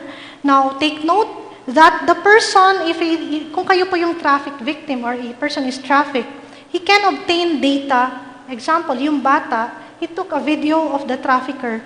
The child cannot be prosecuted under the data privacy law or the cybercrime law because he or she is immune from that offense as she did it to obtain evidence in violation with DSWD, LPNP, the other agencies involved in the investigation of the case. They are not liable for wiretapping, not liable for any other provision of the law if they did it in good faith for the purpose of the investigation of the case. Victims are given, aside from rehabilitation and reintegration, they are given the Witness Protection Program preference. Meron po silang provision, ang DOJ po ang gagawa niyan. Pupunta kayo sa fiscal, patulong kayo na maka-avail ng Witness Protection Program para hindi po siya galawin or saktan o iharas ng mga sindikato ng traffickers because it happens. In one case, I was investigating a case for human trafficking. Somebody came to me na-raid po yung bar, may prostitute. Yung prostitute sinabi sa akin, "Ma'am, sa totoo lang, yung NBI baga po, sinasabihan ako, wag na daw akong bumalik dito kahit kailan." Kinuha po, sabi niya, magbago na daw ako ng cellphone, kundi may mangyayari sa akin. Imagine, okay, in English. The victim here came to my office and told me, the investigator are the ones telling me, Judge, fiscal, I was a prosecutor then. The investigator told me I should not show myself again here. I should hide. I should destroy my number. I should not provide my cell phone number. And I should disappear from them. Otherwise, something will happen to me. Imagine, that was reported to me. I was conducting an inquest case for trafficking in persons. Okay, that happens. So you're asking me what happened? I reported the person, of course. But the victim cannot be found. He has to execute an affidavit to complain against the person. The trafficked persons are usually coming from Albay, Masbate, Sorsogon, Visayas. Sila po yung mga prostitutes sa Daet. Okay, they are coming from other places, brought there in the guise of domestic worker employment, but they were just prostituted. All right? Now, okay, if you have questions relative to the provisions of RA 9208, RA 10364, RA 11862, feel free to ask me later after the second speaker. We will have an open forum later. And if I have failed to discuss any of the provisions, we can discuss that and if you want to be clarified. All right? Thank you very much for your time. And let's listen to the next speaker.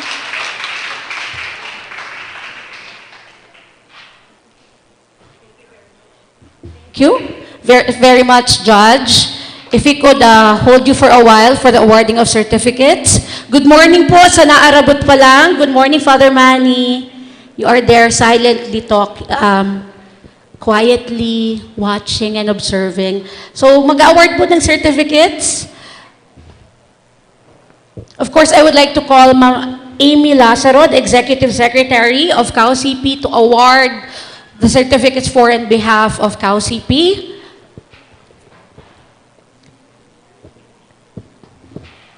Allow me to read the certificate.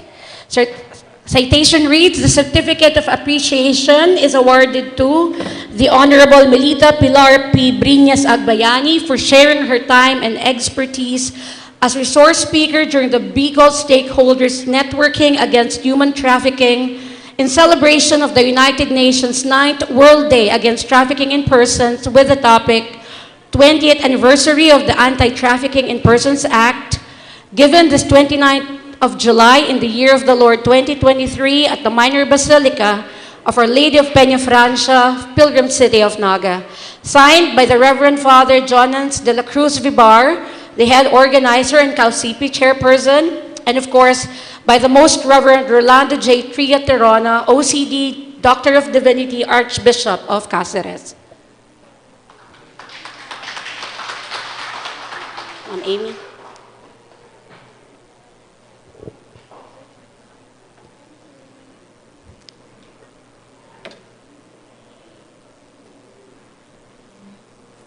All right, thank you so much, Judge. And before we will proceed to the next speaker, but before anything else, of course, I know you're hungry, right? Are you hungry? We're selling food. Joke lang. All right, so before that, I would also like to acknowledge for a very short transition, we will be transitioning into a very, very short health break because when I introduce the speaker, I want everybody to pay attention to what I'm going to say. We will be distributing the snacks right this very minute.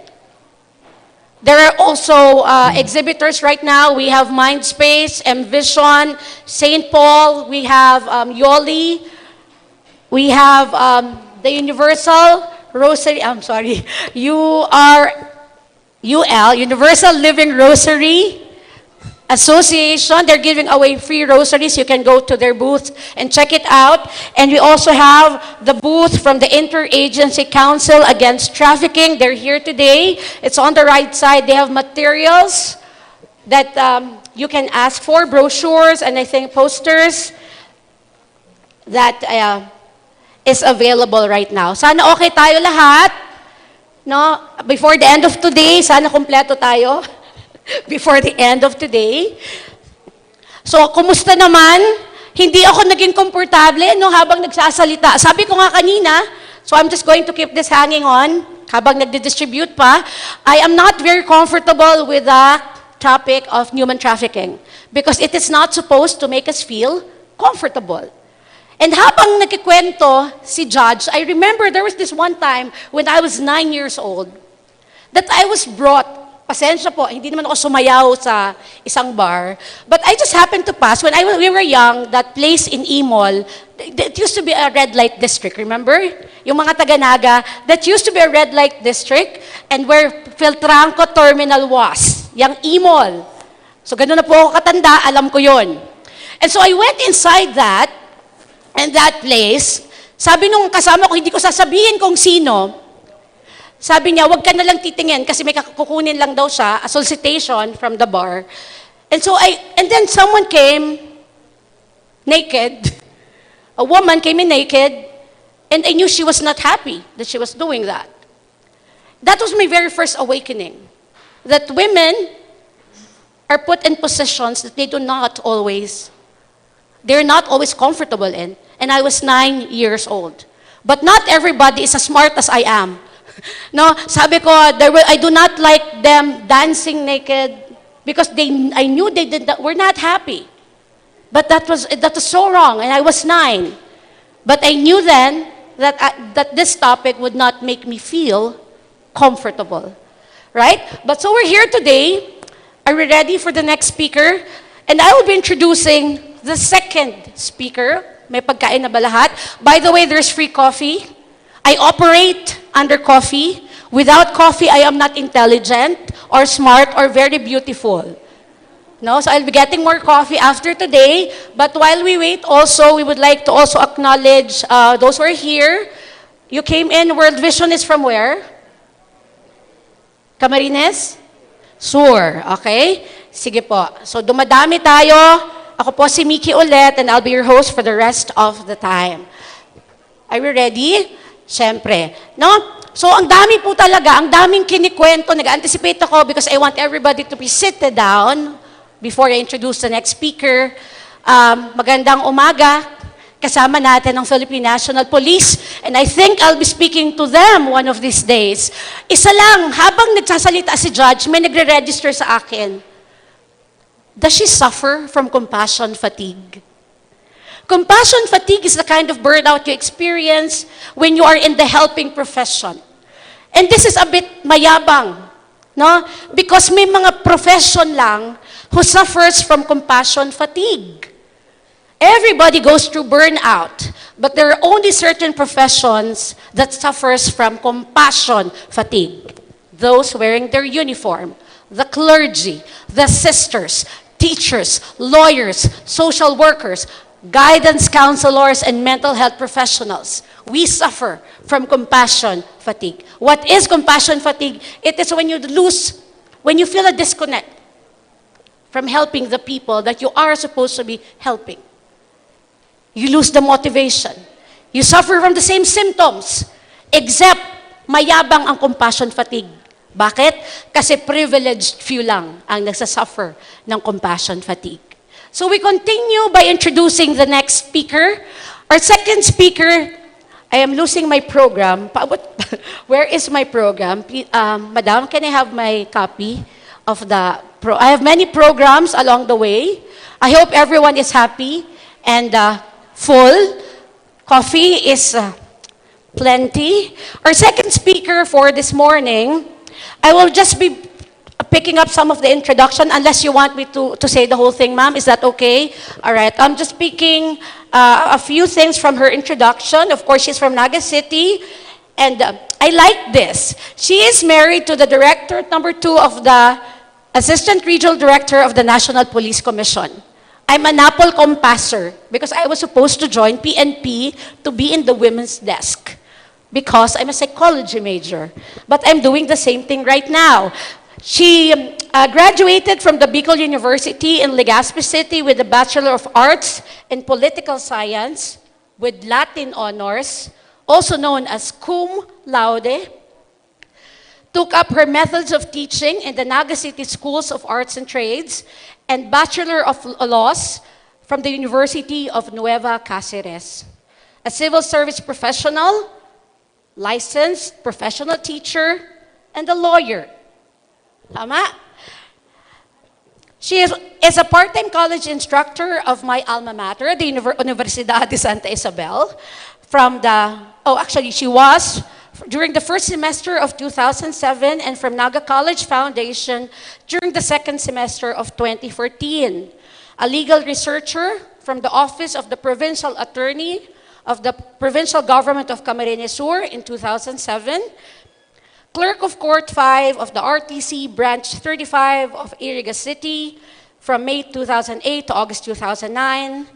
And in the RTC Branch 25 of Naga City from August 29 to February 1, 2016. At present, she is the Assistant City Prosecutor of the OCP Naga City.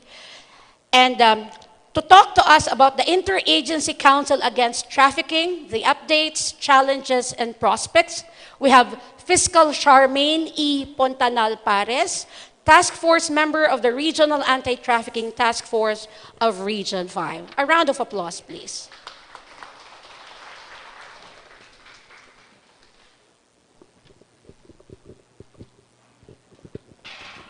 Thank you, Ma'am Michelle, for that generous introduction.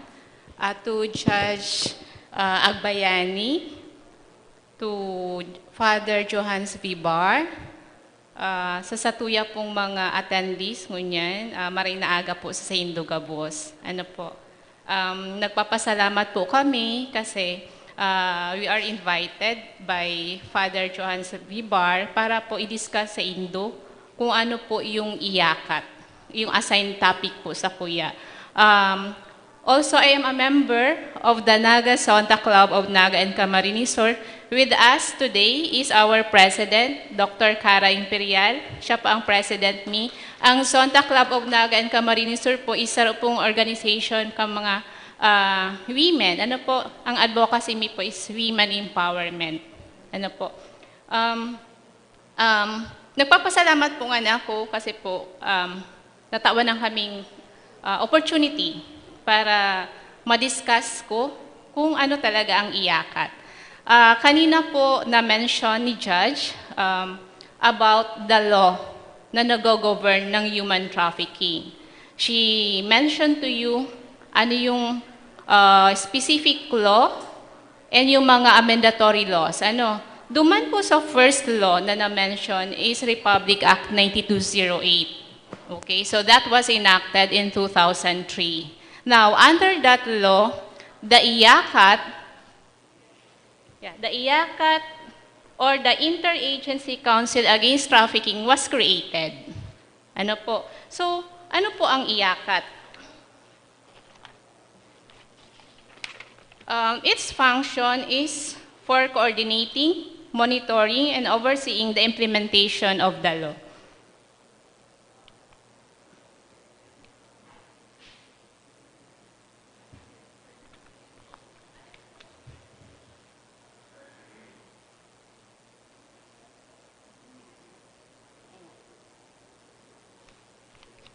So yung iyakat po mismo, council po siya, so dakulaon po siya. Okay? The iyakat is composed primarily po ng DOJ, the Department of Justice. Yung Secretary of the DOJ is the chairperson. And yung co-chairperson niya is the Secretary of the DSWD. Now, below the two logo, yan po yung mga members ng IACAT.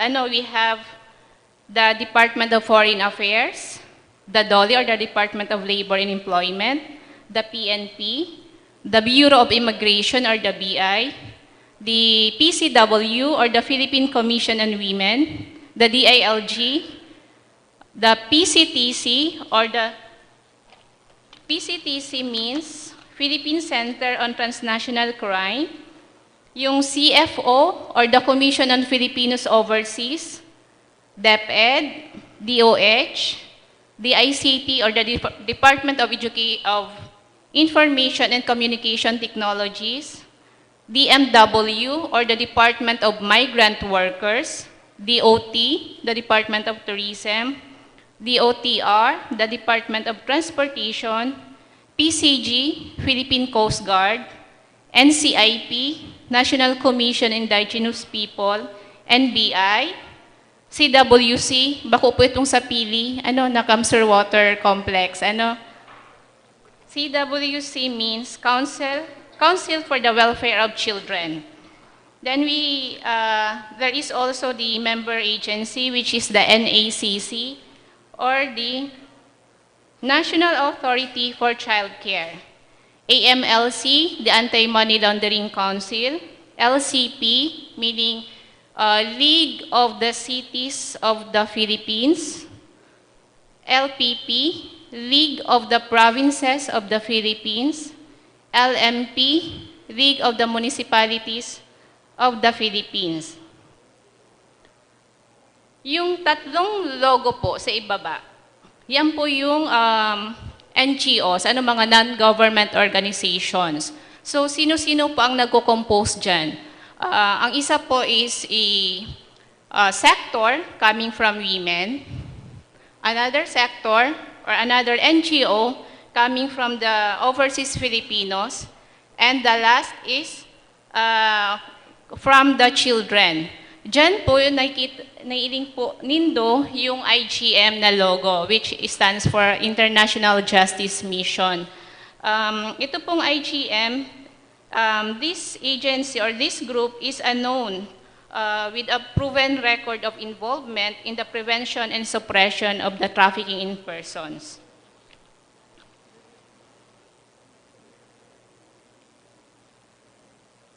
Actually po, under the mandatory laws, dakulon pong functions ang IACAT. Ano? Pero po, kinagkulang dyan si mga importante yun lang po, and yung iba kasi interrelated naman.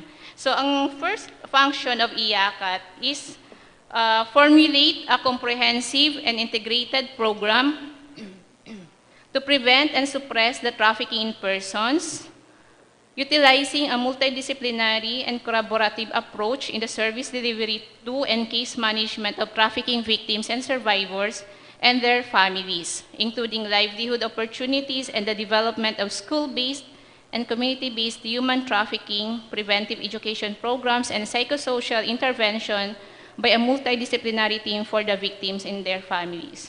So, digdi po, function ng IACAT na bumuo ng isang komprehensibo at pinagsama-samang programa para po isuppress or pigilan ang kakigapa ng human trafficking. Ano? Gamit po yung iba't ibang approach, iba't ibang policy ng mga member agencies para sa paghatid ng serbisyo at pamamahala ng kaso ng mga biktima at survivors ng trafficking. Kaibanan na din po dyan yung pagtatao ng meaningful opportunities na magkaroon po ng livelihood. Ano? Pagsagawa ng education programs sa mga schools, sa mga communities, and magbigay po ng mga psychosocial services or intervention. Another function of IACAT is monitor and oversee the strict implementation of the Act. And what is this Act? Yun na po yung law governing human trafficking, the Expanded Anti-Trafficking in Persons Act. Now, the Republic Act 11862. So, susubaybayan po ng IACAT, susubaybayan at papangasiwaan ang mahigpit na pagpapatupad ng batas sa human trafficking. Another function of IACAT is coordinate the conduct of massive information dissemination and campaign on laws, issues, and problems related to trafficking persons through LGUs, concerned agencies, and NGOs. Ito po yung pagkakandak ng malawakang pagkakalat ng information about human trafficking laws. Ano? And yung mga issues or problema na pwedeng na-encounter ng bawat member agencies. Another function of IACAT is coordinate the programs and projects of the various member agencies to effectively address the issues and problems attendant to trafficking in persons. So dito po, papag-ugnayin ng IACAT yung programa at proyekto ng iba't ibang member agencies para ma-address nga yung problems in attendant to human trafficking. Then direct other agencies to immediately respond to the problems brought to their attention and mag-report po sa IACAT kung ano na yung action na ginawa nila. And yung pinaka-important na function ng IACAT is to assist the victims of trafficking or the survivors in filing cases against individuals, agencies, institutions, or establishments that violates the law.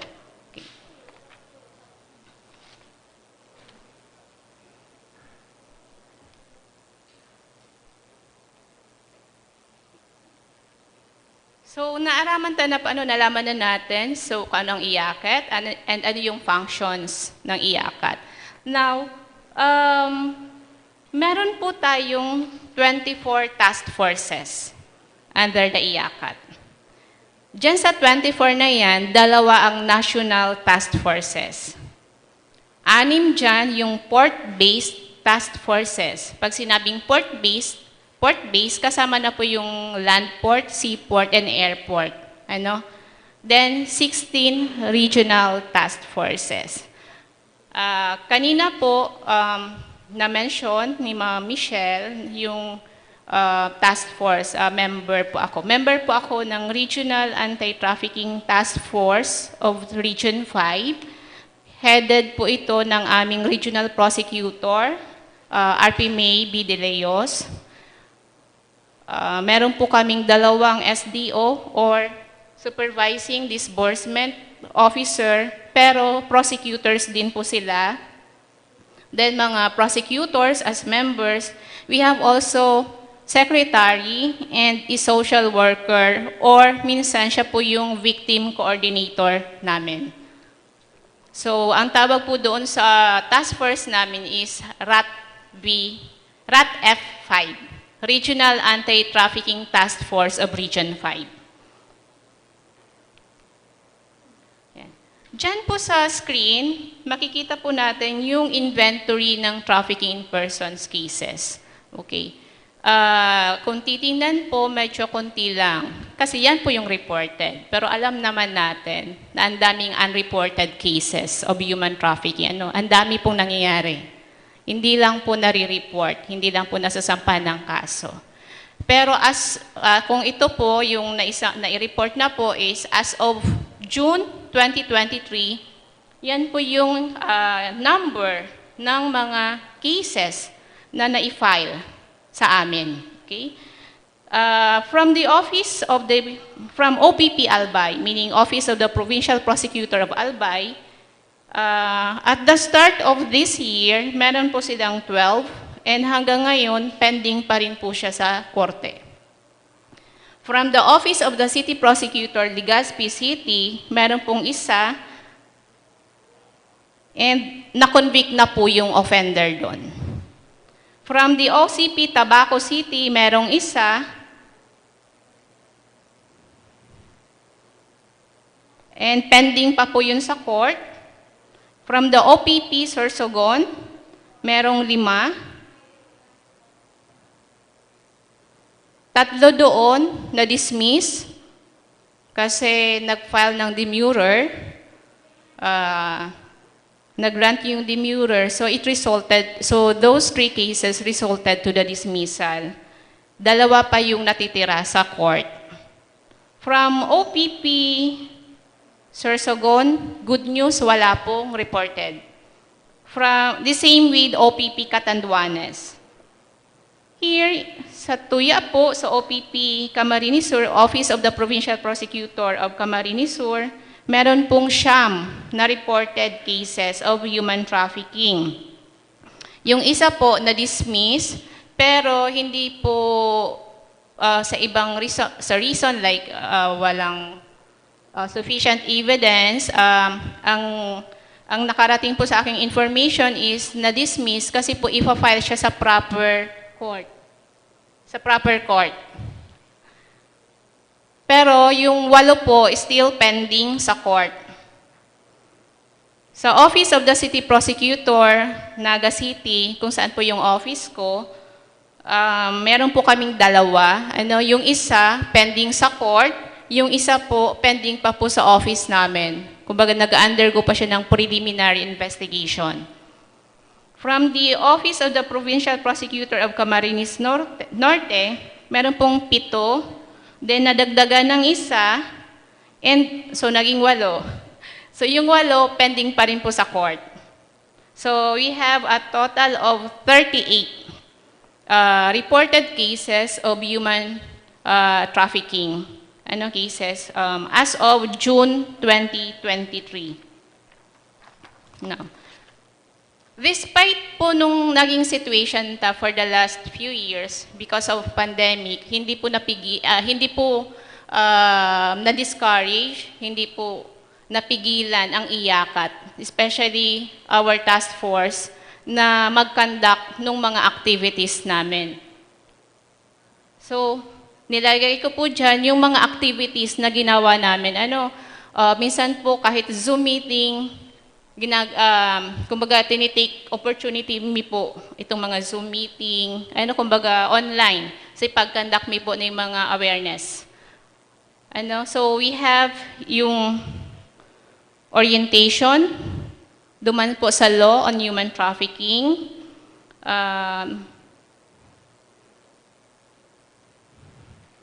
yung pong ang mga audience mi po di different stakeholders, meron pong PNP, yung assigned po sa WCPD, po yung mga investigators or yung mga personnel na nag-handle ng Women and Children Protection Desk Unit ng PNP.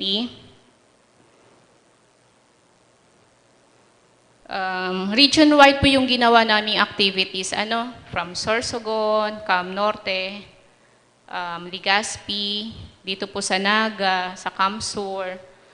Ginawa po namin lahat yan para po makatulong, yung magawa po namin yung mandate sa amin ng law na mag-promote ng social awareness. So ang dami po mga activities, hindi ko na po isa-isahin, pero that is the activities focused more on sharing informations about human traffickings. And aside from that, there was an activity conducted by one of the task force members in Cam Norte na kung saan yung audience po yung mga PNP, particularly yung assigned po sa cybercrime unit. The activity was more on workshop training kung paano po ba mahuhuli or paano magkakaroon ng evidence, especially if the crime committed involves the use of internet or Facebook or messenger accounts. So, mga cybercrime. So, tinulungan, kasi yung trainer po doon is also a speaker and trainer sa mga cybercrime cases. And at the same time, she's a member of the task force. So, grinab niya yung opportunity niya na mag-conduct siya ng workshop sa mga PNP officers assigned in cybercrime unit group. Meron din tayong member ng task force na kung saan later po magsasalita sa inyo kung ano ang naging experience niya. Okay? Na in relation dito sa human trafficking. Usually po, ang dami niya ng ginawang talk. More on yung sa topic na how to avoid being victimized by human traffickers. Hindi lang po PNP officers, yung mga naging audience namin, mga barangay leaders po. Naging audience din po namin sila. Mga youth leaders, mga students. Ito po first time po namin na mag-conduct ng trafficking or iyakat. Isabi sa inyo kung ano ang iyakat sa mga religious organizations. Nag-discuss din po kami, nag-conduct din po kami ng training on the effective investigation and case build-up of trafficking in persons.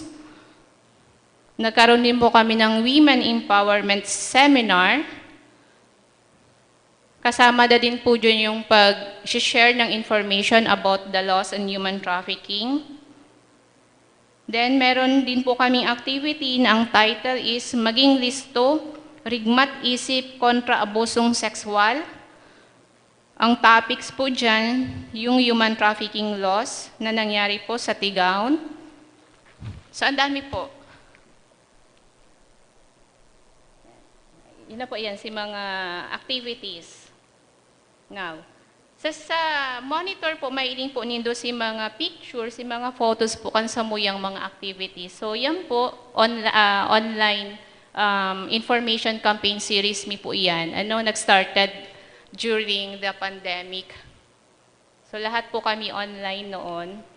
Then, yung okay na po yung face-to-face. So, may mga workshops, may mga trainings, may mga seminars. Tapos, pag once po may invitation,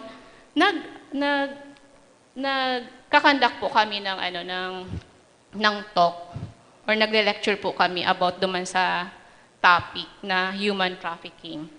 Yan din po. Iyan nangyari po yan sa Bombon, yung sarupong picture sa Partido area.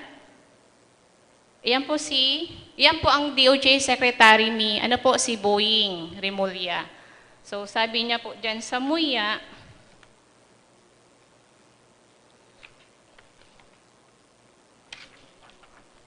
sabi po, take the training seriously and hone your skills in the investigation and prosecution of TIP cases especially on the online sexual abuse and exploitation perspective.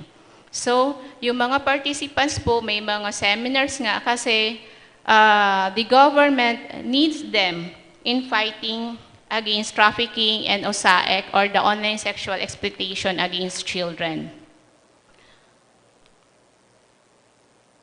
Yan po yung sinasabi kong workshop sa mga cybercrime officers ng PNP. Yun.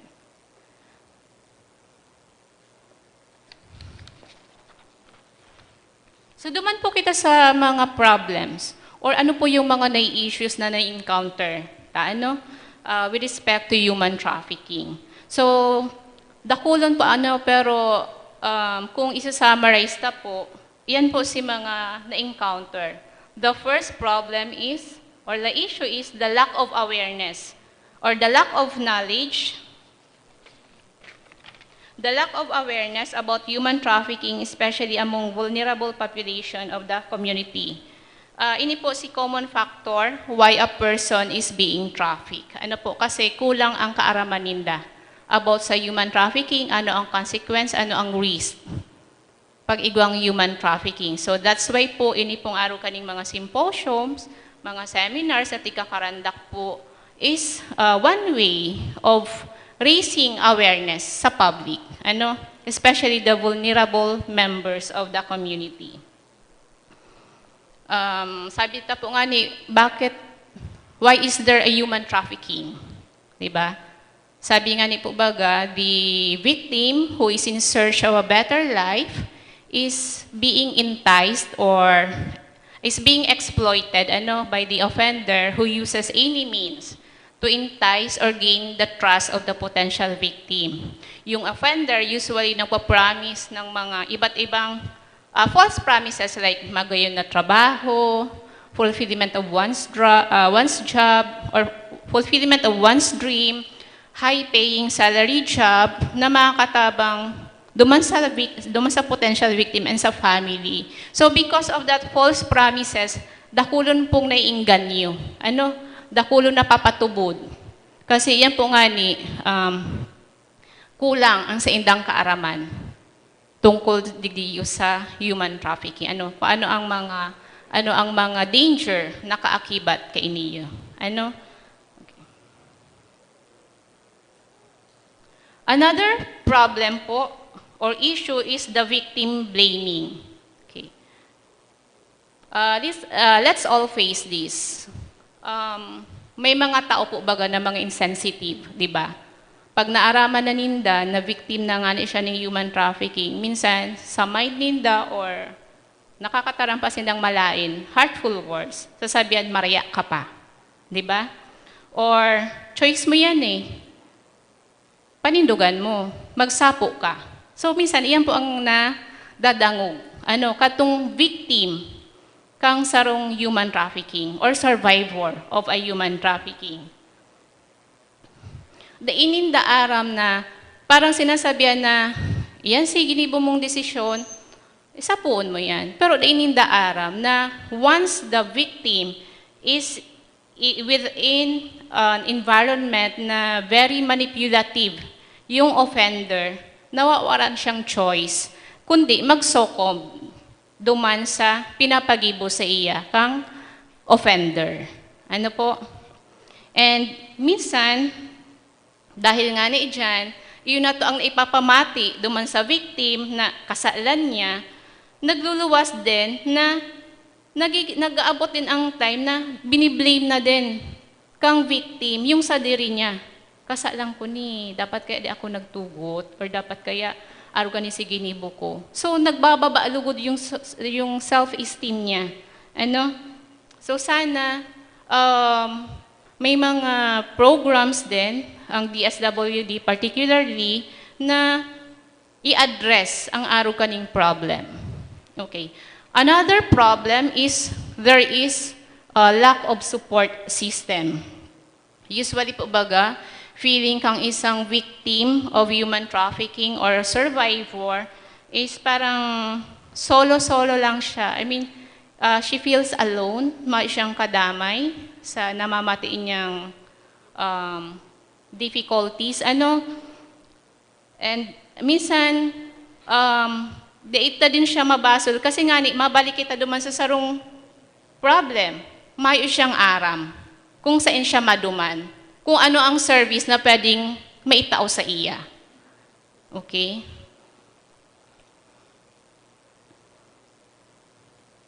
And minsan din, since siyang namamating support from other persons, parang nai-invalidate yung pagmati niya na mayo sa kong matabang. So, dain na siya nagtitiwala sa ibang tao. Actually, may studies na ang victim po kang sarong human trafficking or survivor of a human trafficking case or incident is nagiging evasive po siya. Every time haputon siya, dain na siya nagtataram and masakit po siyang mag-open up. And kaya po nga ang task force we have a member who is a social worker and at the same time a victim coordinator. Kasi po, pag once na naiiling ang sarong victim na parang in distress siya, ayaw niya mag-open up, or parang traumatic siya, nire-refer namin siya dun sa social worker namin for an appropriate intervention or counseling. Another problem or issue is lack of knowledge to access to healthcare, counseling, shelter, legal aid, and other services afforded to traffic victims. So hindi po alam yung mga services na pwedeng i-avail niya. Under po dun sa batas, meron pong mga mandatory services na binibigay sa isang traffic victim.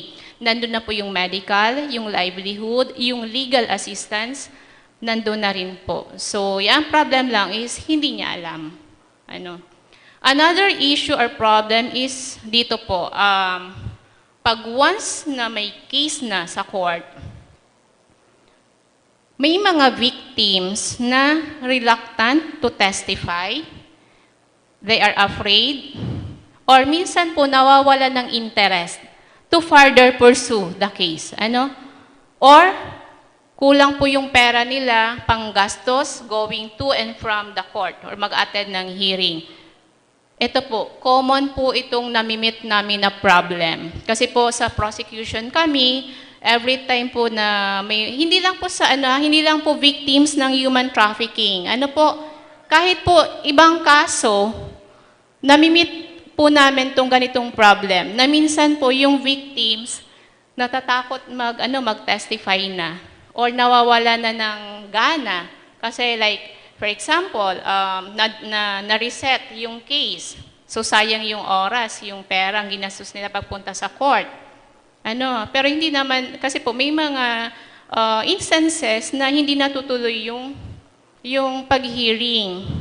Wala naman po dyan may kasalanan. Minsan lang po kasi may mga valid reasons naman why hindi natutuloy yung court hearings. Like, last time po, sa dami na ng mga nakakalendar na cases, yung iba po is hindi na inaabot. Minsan, past 1 o'clock na, nag-hearing pa, past 12. And minsan po, siyempre, tao lang din naman, yung mga judge, prosecutors, lawyers, defense lawyers. Minsan po ang iba dyan, may mga sakit din, like diabetic. So, minsan wala ng energy rin. Or minsan po, brown out. Nagkataon video conferencing. Yung mode nung hearing, yung pag-testify nung isang witness. Since brown out, paano na po yun matutuloy? So, mga ganun po. Minsan po may mga seminars, mga seminars na ina-attendan po ng mga lawyers, ng mga judges.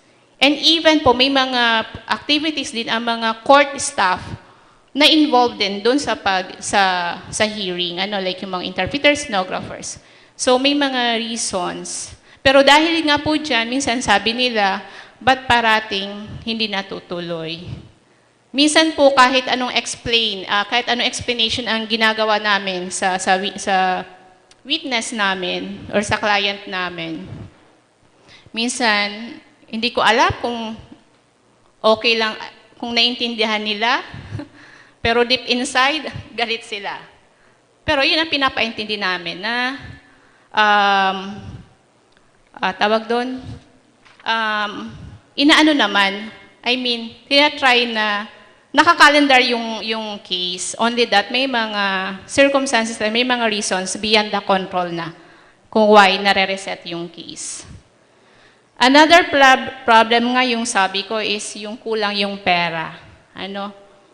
Reality po yan. Minsan po yung mga clients po, syempre walang-wala, kaya nga nare-recruit, di ba?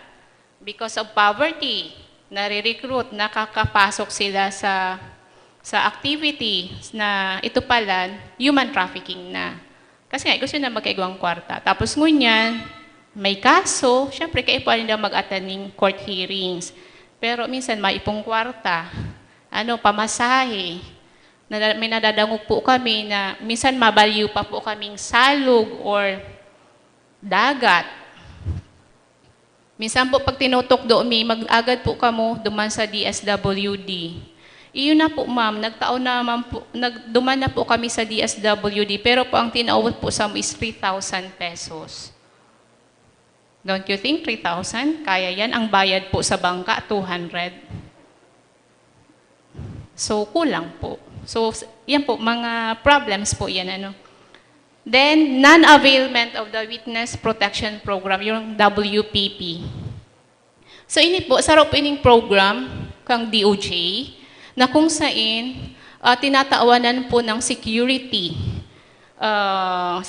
protection and escort services ang saro pong witness, na may kinaaraman sa kaso. Okay?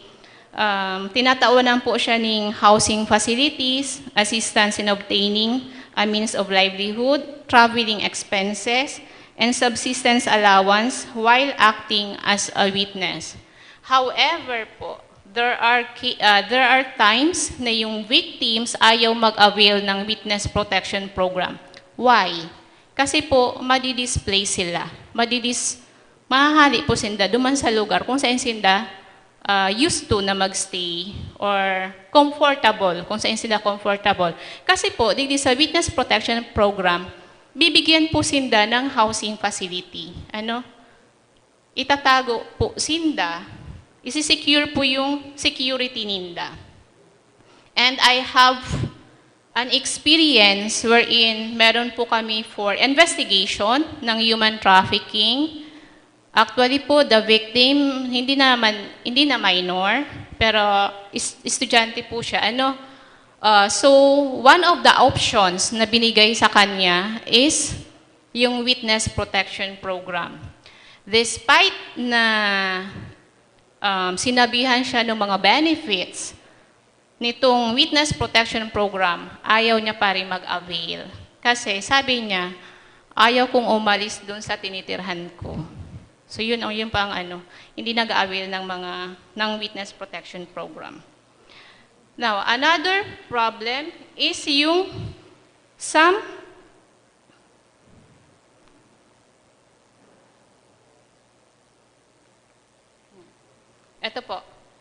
corrupt officials allegedly accept bribes to facilitate illegal departures for overseas workers, operate sex trafficking establishments, facilitate production of fraudulent identity documents, or overlook illegal labor recruiters. So ano po ang pinaka-common denominator? Why may ganyan na problem? It's because of corruption. Because of the corruption.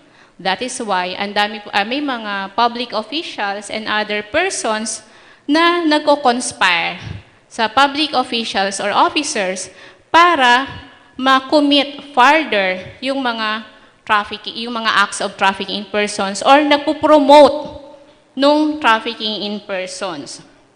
So anong halimbawa nito? Like police officer. No offense man po sa mga police officers, ha? Halimbawa lang pa, pero siguro may mga nangyayari naman talagang ganito, Like, police officers, nag-accept ng bribe, suhol, para i-ignore lang yung nakikita niyang scenario. Like for instance, nagro-roving yung patrol car.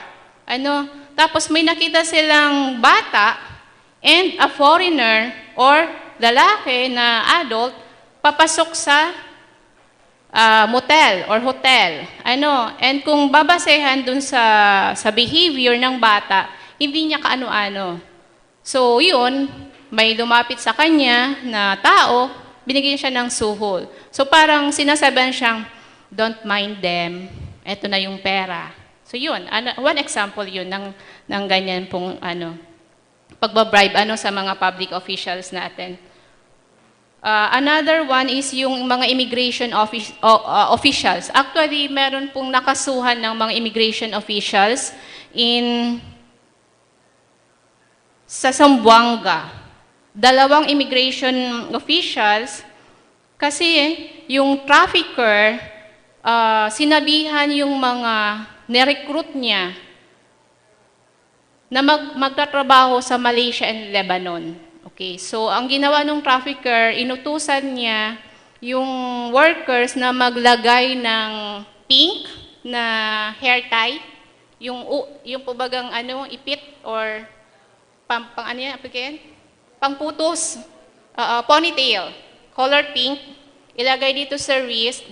Tapos pagdadaan sila dun sa immigration counter, yun, signal yun na yung passport nila is tatatakan na approved, kumbaga cleared for departure, for clearance. Pwede na siyang mag-exit ng country natin.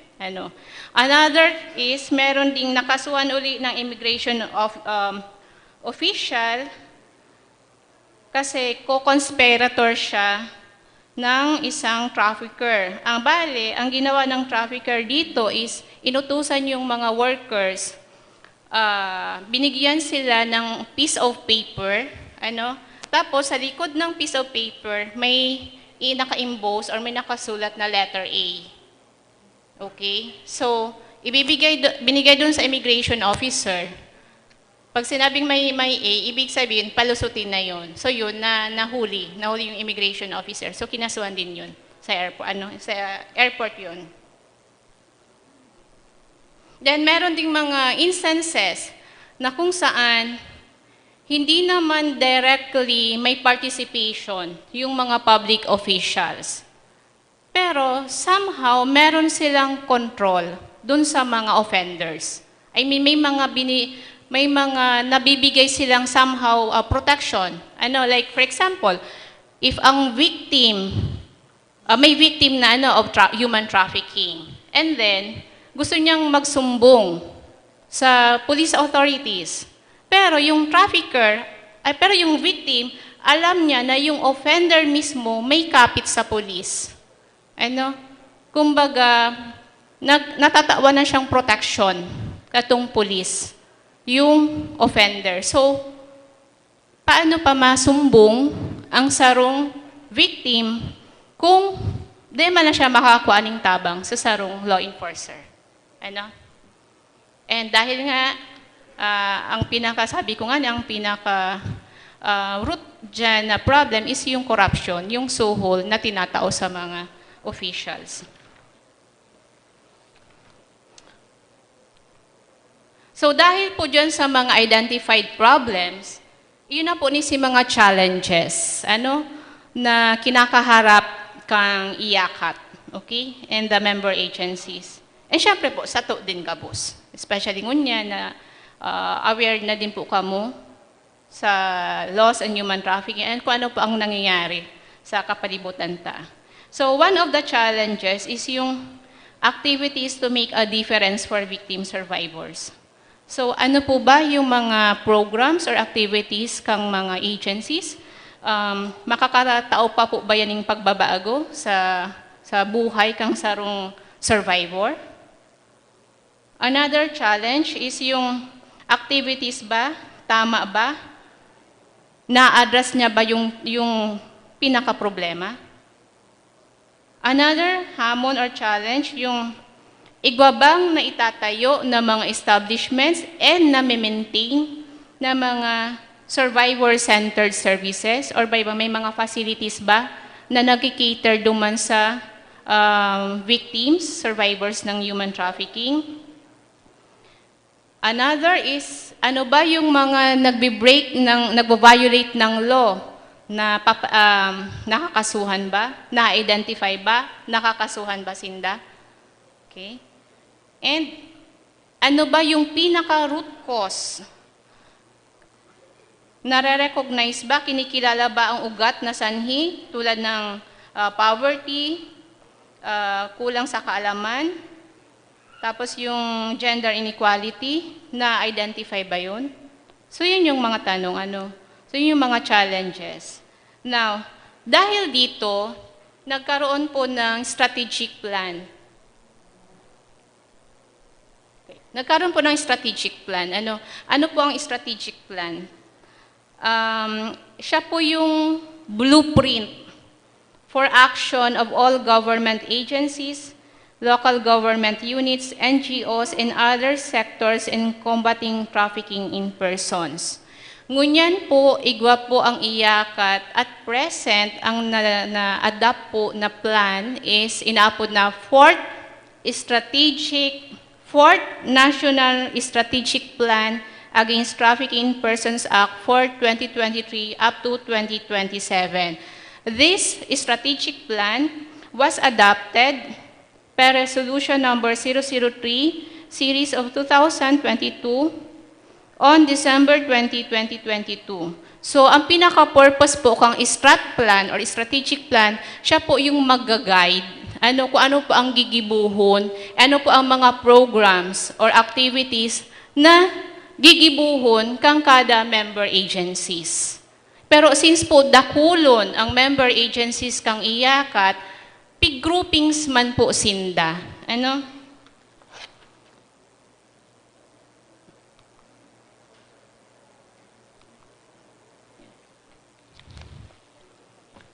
Iga po, under the strat plan, may create po ng KRA or the 4 key result areas. Apat po iyan.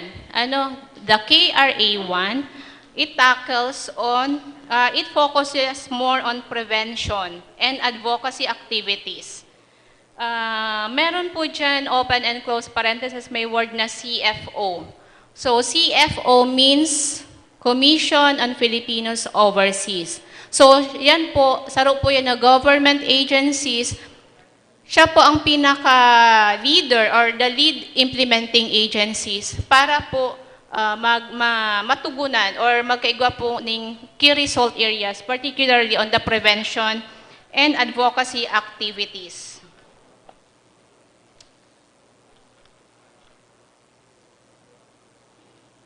During the consultations po na ginibo kang mga iyakat member agencies together with the other groups or other stakeholders, nag-come up po sila ng mga dakulo na recommendations. Kung paano ma-execute or paano ma-achieve itong key result areas on prevention and advocacy plan. So sabi digdi, i-promote or invest duman sa technology-driven and digitalized campaign. So, because kita po baga, gabos na po baga nasa internet, digital na po baga, internet age na kita ngunyan. So, we have to make use of that information and communication technology as a way of raising public awareness about human trafficking and the services and kung ano pa po ang mga yaon dyan. Another recommendation involved ang media para ma-enhance pa yung pagkakampanya. Then, involved din ang mga private sectors like transport groups, hotels, businesses, and businesses to combat trafficking in persons. Now, we have here We have here mga posters po, banners or mga IEC materials, brochures about human trafficking. So later po kung say gusto, pwede po kamong magkuha and then i-post po nindo sa mga kakilala po nindong internet cafe, pwede po yan ikaag dyan, sa mga PNP offices, any place po. Yung expand community level interventions and awareness. Then, kung pwede po nga i-integrate sa curriculum kang estudyante yung laws on human trafficking. Okay. Then we have the KRA2 or the key result area, particularly on protection. Okay. Sabi digdi, that trafficking in persons, victims, and survivors must benefit from high-quality protection, reintegration, and support appropriate to their needs. So, SISAY po ang lead implementing agency digdi. Of course po ang DSWD.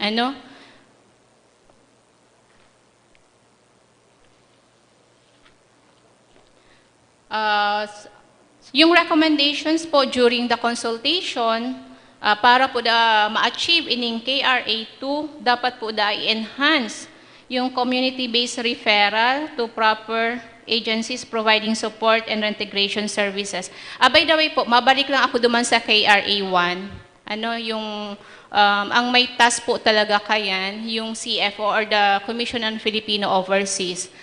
Just this week po, yung team from the Commission on Filipinos Overseas nagdidi po sa lugar napili po ninda ang Naga and Camarines Sur para mag-conduct ng annual community education program. Kasi po, sabi ninda, among the provinces, places po, nationwide, halang ko po ang number kang mga from Naga and Camarines Sur na nag-abroad, nagma-migrate.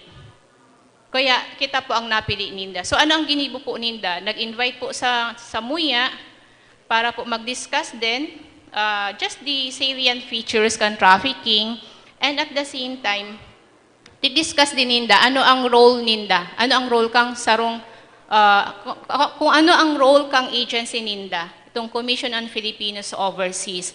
And dakulon po sindang to-create na mga symposiums, mga inapod na pulong-pulong. Kasi iba-iba po yung stakeholders, may mga students, may mga youth leaders, barangay leaders, PNP, tapos even po yung mga LGU officials, in-invite din po nila. 2 days po sila dito sa Naga, then 2 days din po sila sa Pili. Ano po?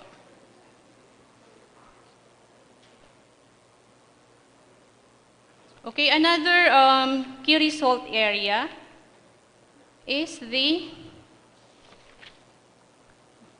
prosecution.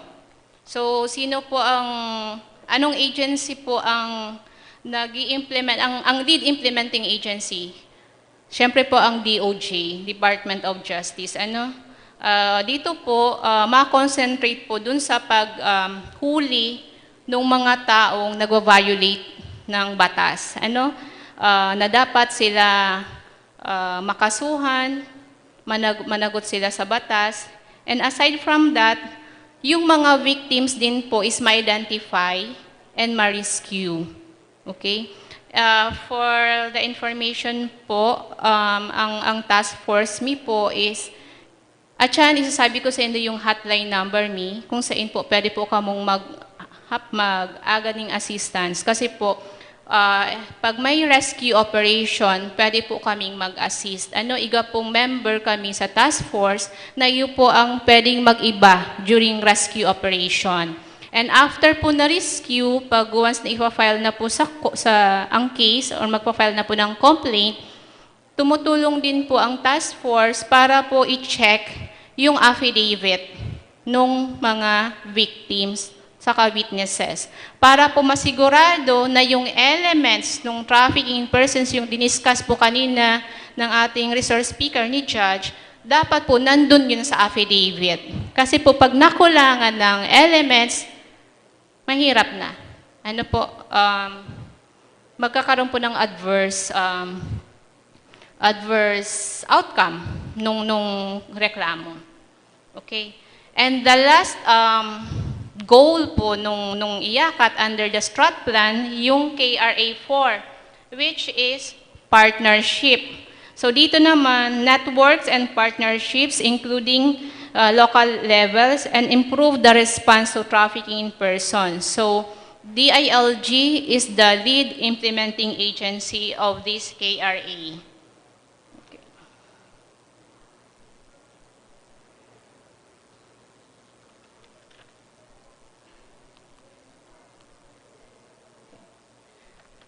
So meron po kaming hotline number, IACAT, COMSUR, and Naga hotline. Yan po, 0981-258-3000. Digdi po yan sa tuya. Okay? Then, national po, meron man pong action line. Iyon na po ning 1343. I-model ko po. I-model ko po ang t-shirt ko. Ini po. 1343. Iyon po ni ang national action line. Call 1343 para po labanan nating lahat ang human trafficking. 1343. Now, before I end my topic po, may papili ako sa indong video. Ano na po siya? Animated version na po siya. Pero saro po siyang experience kang naging biktima kang sarong human trafficking. And later po, bako lang po video ang ipapailing ko, may ipipresent po kami sa Indo na talagang totoo tao, namataram sa atubangan Indo. Okay? So, dala nung tanam muna po ining video.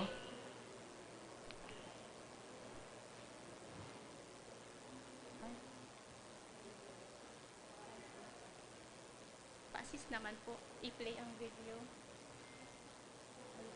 May video kasi, i-play.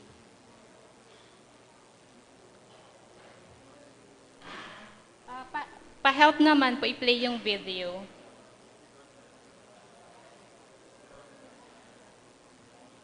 Doon po sa PowerPoint ko, meron dong video, yung slide before the last.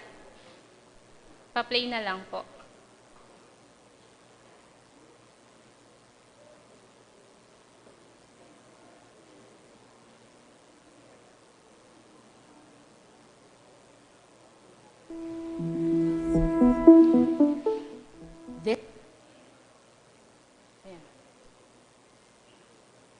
Okay, ayun ang pinang video.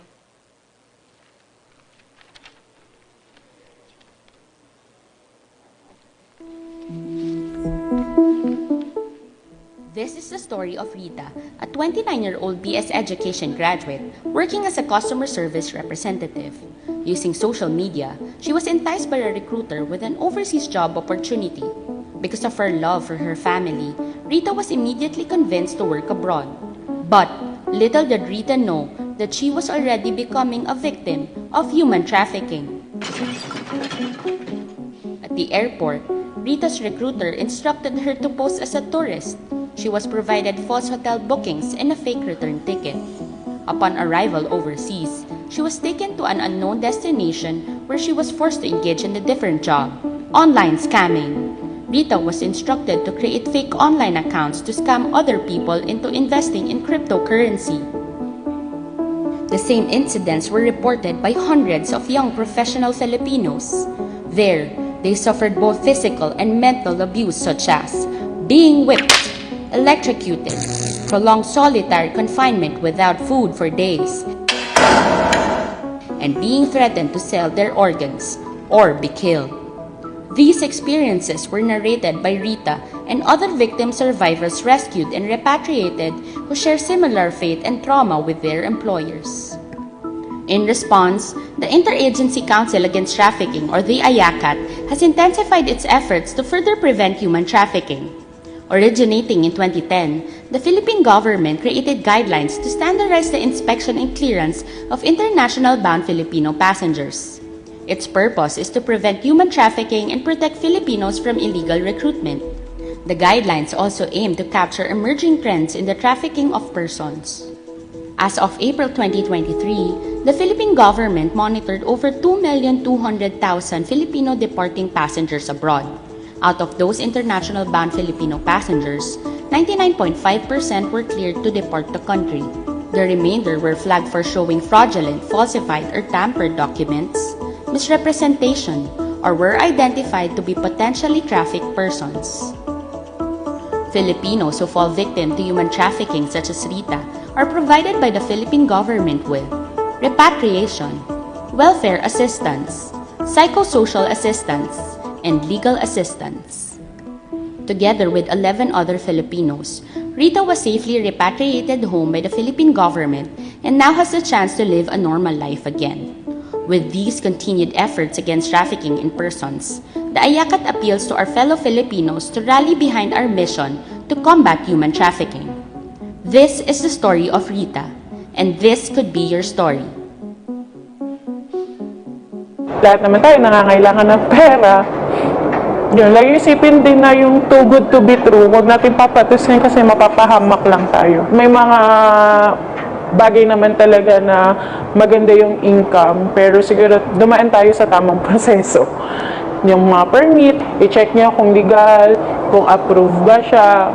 Ignorance to the law excuses no one. So, hindi natin pwedeng sabihin na hindi namin alam.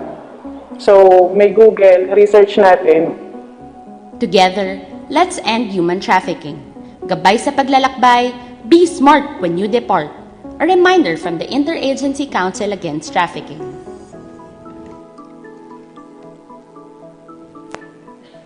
Sana mayo na pong Rita. Kasunod. So, ngunyan po, I will turn over the microphone to our Iyakat Secretary, Ma'am Ruby Medinaria. Mag-share po siya sa Indo kan sa iyang experience. So, with that, salamat po sa pagdangog and I hope may nanonood din kamo. Okay. Thank you so much po.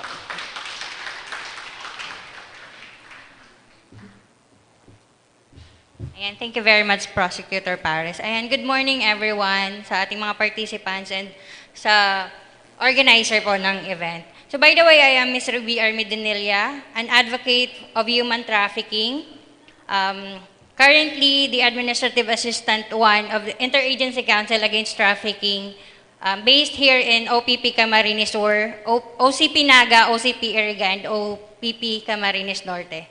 So, just like what Prosecutor Pares said, sana walang maging Rita or wala nang maging Ruby na magiging biktima ng human trafficking. Okay, so may mga nakita ko dito mga students. So sino ba sa inyo yung gustong makapag-abroad?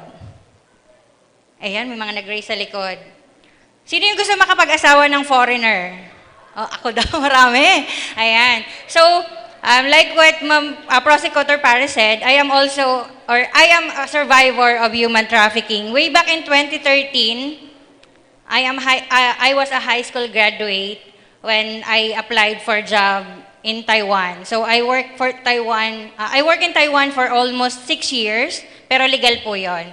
But after working 6 years in Taiwan, naging jobless ako for almost 4 months dito sa Pilipinas kasi walang job order noon pabalik ng Taiwan. Then, someone approached me kung gusto ko daw bang pumunta ng Korea. So sabi ko, oo, maganda sa Korea. Sino gusto pumunta ng Korea? Ayan, so sana pumunta kayo doon as tourist. Okay, huwag kayong maging biktima ng trafficking. So, yan, sabi ko, sige, gusto ko. Then, sabi niya, punta ka sa Bellevue Hotel in Alabang. So, may imimit tayong Korean national. So, yung Korean national, isa siyang recruiter. Okay? So, doon, sabi niya, ay, maganda ka, matangkad ka, so, morena ka, makakakuha ka ng foreigner, sabi na lang ganun. Mabenta ka sa foreigner, so, magkakaroon ka ng asawang foreigner. Sabi ko, ay, sige, gusto ko yan. Diba? Para hindi na ako maghirap. Ayan, kasi yun yung stereotyping natin na kapag nakapag-asawa ka ng foreigner, biglang yayaman ka. So sabi ko, ay gusto ko yan, ayoko na magsaka eh. Diba? So hindi ako nakapagtapos ng pag-aaral that time, so I grabbed the opportunity to fly to Korea. So basically dito sa Pilipinas, nag-undergo ako ng mga different tawag dito, processes, like kumuha ako ng visa from the Korean embassy, so legal siya. Unfortunately, hindi ako dumaan ng POEA. So sabi sa akin nung manager ko, hindi ka nadadaan ng POEA because matatagalan pa yung process and so on. So sa kagustuhan kong makaalis agad ng bansa because wala nga akong pera na, naubos na yung kinita ko ng 6 na taon sa Taiwan. So sabi ko, yung kapatid ko is nag-aaral ng nursing, 2. So kailangan ko silang pag-aralin. At may 2 akong high school na kapatid. So I was the breadwinner also of the family. So grab ko yung opportunity. Kahit wala akong masyadong alam nun sa batas, sige lang ako. Nilakasan ko na lang yung loob ko. Then later on, sabi ko, bakit wala, iba yung dadaanan kong pasukan sa airport. Only to find out ng gabi, pinaliwanagan ako before my flight, huwag ka nang pahatid sa parents mo kasi di ba usually kapag mag-abroad ka, hinahatid ka ng isang van ng pamilya mo papuntang ibang bansa. Tama? Yes. So ihahatid ka papuntang ibang bansa, isang van. So sabi nila, huwag ka na magpahatid kasi aalis ka as tourist. So katulad ni Rita, pinaalis ako as tourist visa. So binaklas nila yung working visa ko sa aking passport. And then they instructed me na kapag nag-take off na yung airplane, ibalik ko yung aking working visa sa aking passport. So hindi po ako dumaan sa POEA, ibig sabihin may binayaran po na personnel para makalagpas ako ng immigration. So, ang kontrata ko po dito sa Pilipinas na pinirmahan is 2 million won, okay, equivalent po to 80,000 pesos a month, pero hindi po yun nasunod. So, sabi nga natin sa human trafficking, meron tayong acts, means and purpose. So, yung acts, to hire, to offer, to transport. So, na-offeran ako ng 80,000 pesos. Sino ba yung ayaw ng 80,000 pesos? Wala ka namang gagawin. Kakanta ka lang naman. Kasi I was po a member of a band, a performing band, live band, before ako magpunta ng Korea.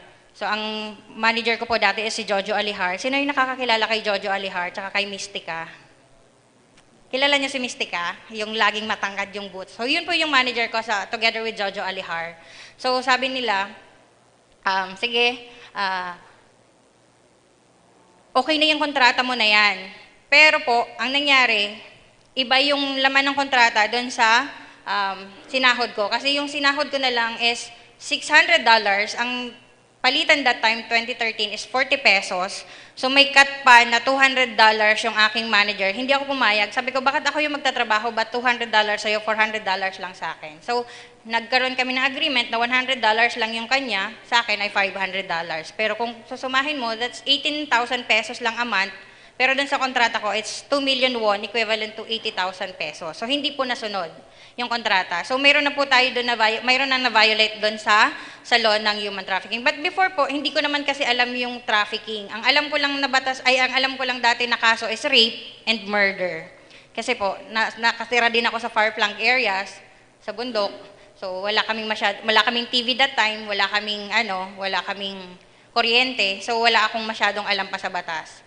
And I was a high school graduate that time. So, yan, pagdating ko doon, ang nakalagay sa kontrata ko ay a bartender, entertainer. Pero pagdating ko po doon, hindi ganun yung naging trabaho.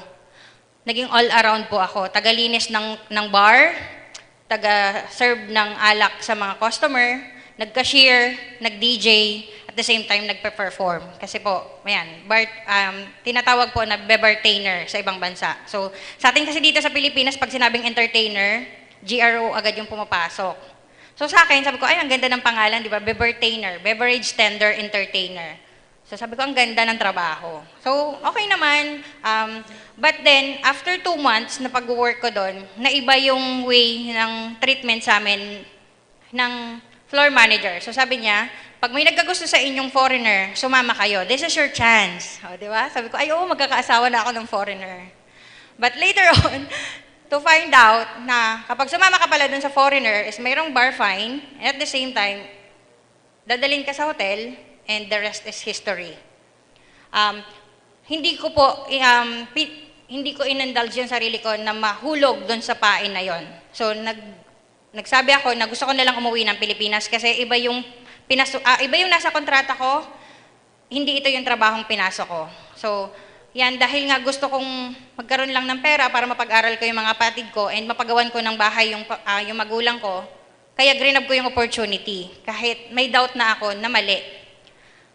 Tapos, later on, nung ayoko na talagang humarap sa mga customer, kinulong nila ako sa dressing room. So, sabi natin, sa acts po ng human trafficking, meron tayong recruitment, hiring, offer, and transfer, means of taking advantage of your vulnerability and deception. So, syempre, na-deceive ako dun sa mga pangako na makakapag-asawa ka ng foreigner, kikita ka ng 80,000 pesos. Then, yung purpose po yung other elements ng trafficking is for sexual exploitation or prostitution. So, sabi ng floor manager namin, hindi naman kayo dito mga donya at don. Mga prostitute kayo dito. So, iba doon sa kontrata, iba yung nakalagay. So, sabi ko, hindi ako papayag na maging prostitute ako kasi kahit wala akong pinag-aralan, okay, sabi ko, mahal ko pa naman yung sarili ko. And mayroon akong takot. Sabi sa akin, tapos kinonta ko yung manager ko, uwi na ako ng Pilipinas. Sabi niya, no, mag-TNT ka na lang dyan kasi nandyan ka naman na sa Korea. Ayoko pong madungisan yung pangalan ko kasi nakikita ko sa mga news na yung may mga minasaker, and naging slave, binugbog lang ng mga napuntahan na amo. So natakot ako, ginawa ko, sabi ko, uuwi na lang ako ng Pilipinas. Then may mga foreigner na din akong naging friend, and they are willing to help me. Babayaran nila yung plane ticket ko. Then parang nakatunog yung amo ko na uuwi na ako ng Pilipinas. Dalawa lang din kasi yung pwede nilang puntahan eh. Kung tatakas ako, pwedeng pumunta ako ng immigration para isumbong sila, or isa, magte-TNT ako. So sabi ko, uuwi na lang ako ng Pilipinas ng legal. And binilhan na lang nila ako ng plane ticket, pero ikinulong nila ako for almost 3 weeks sa dressing room na hindi ako pinapalabas. Hindi na ako binibigyan ng sahod kasi ayaw nila akong pauwiin kasi sabi nila, may utang ako na $2,500. Where in fact, dun sa kontrata, nakalagay, no salary deduction. Free lahat yung gastos. Pero pagdating ko doon, sabi, may utang akong $2,500. So, hindi ako sumahod ng 2 buwan. First 2 months ko, wala akong sahod. Tapos yung last month ko, kinulong ako. Then, talagang nag-pray ako na sana, mayroong angel na papauwiin ako ng Pilipinas. And luckily, after 6 months po sa Korea, nakauwi ako ng Pilipinas, ng safe.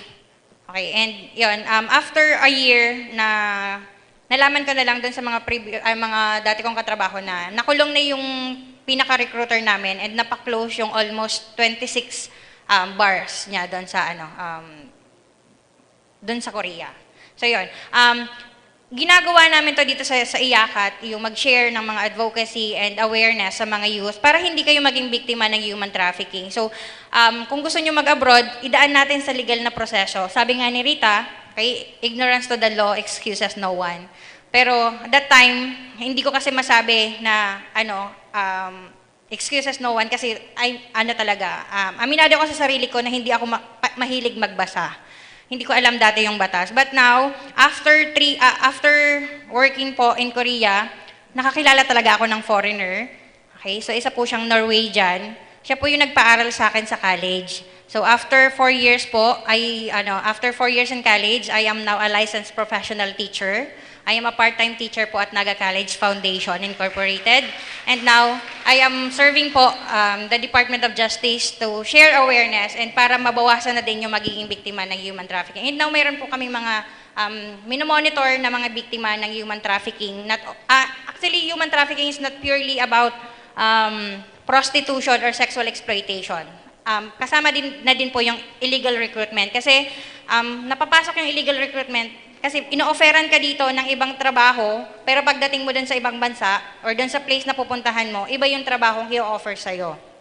Halimbawa, domestic helper kang in-encourage na maging domestic helper, pagdating mo sa ibang bansa is prostitute yung mapupuntahan mo. So, sana po sa mga students and sa mga youth na nandito, huwag tayong basta magtitiwala, lalo na sa social media because again, nowadays, very rampant ang recruitment through social media platform.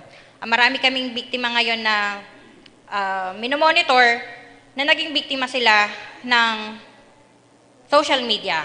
Ino-offeran sila na, lalo na yung mga mahilig maglaro ng mga ML, 'Di ba mahal yung mga skin ng mga ML ng mga tao diyan sa ML, kung ano yung mga naglalaro diyan sa ML. So yun yung ginagamit nilang pang-bribe doon sa mga biktima.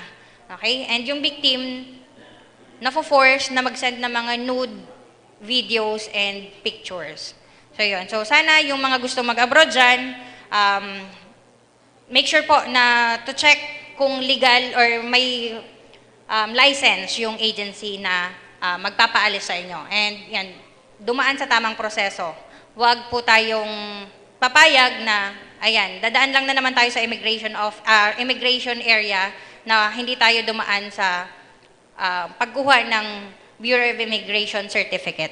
So, yun lamang po. Sana po maging inspiration din yung aking story sa mga students na nandito.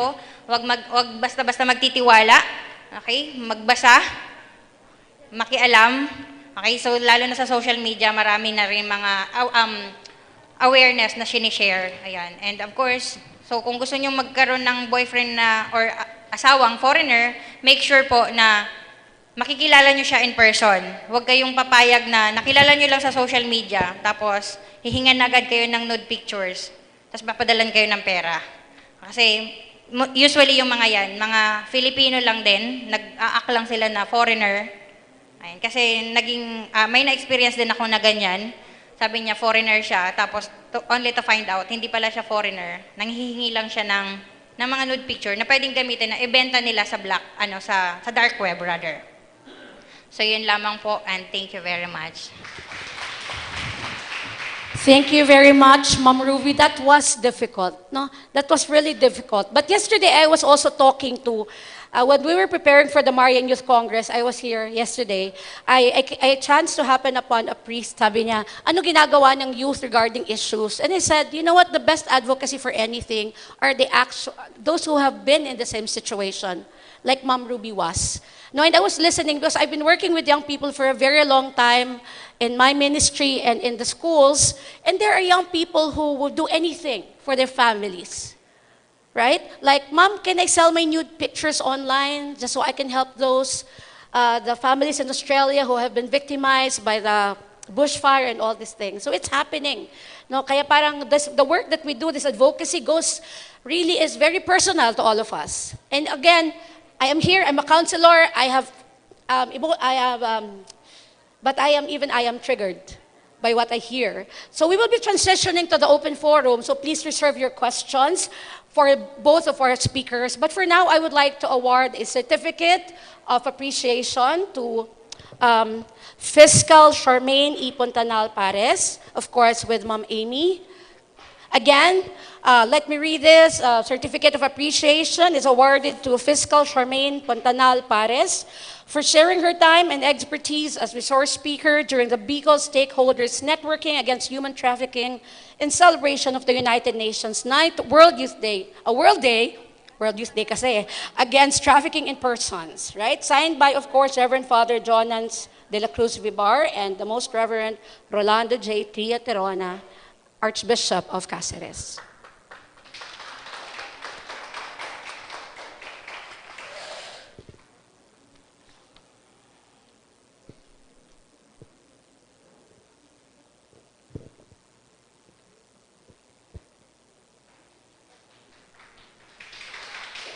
Okay, mapapicture din. We'll also be awarding a souvenir for Ma'am Ruby.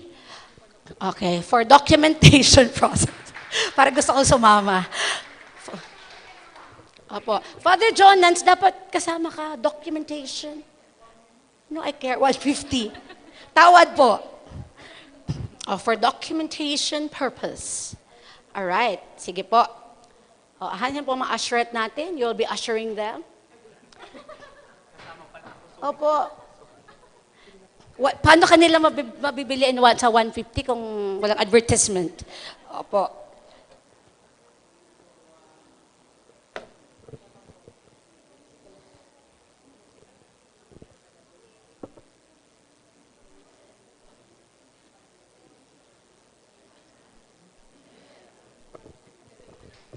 All right, thank you so very much. So we'll be requesting members of the staff of the Parish Youth Protection Desk who are wearing their sashes to please help us bring some of the chairs on the stage for the open forum. If you have questions, this is the time. Because if you don't ask questions, you will not eat. It is mandatory, right? Because we do not always get the opportunity to ask them to be in their presence, so might as well do this today, right? Sige po, we have minors here. Remember, I'm a guidance counselor and I have the license, so I will assist them if the need arises. All right? So we will be having some of them. Hindi na po ako magmo-moderate.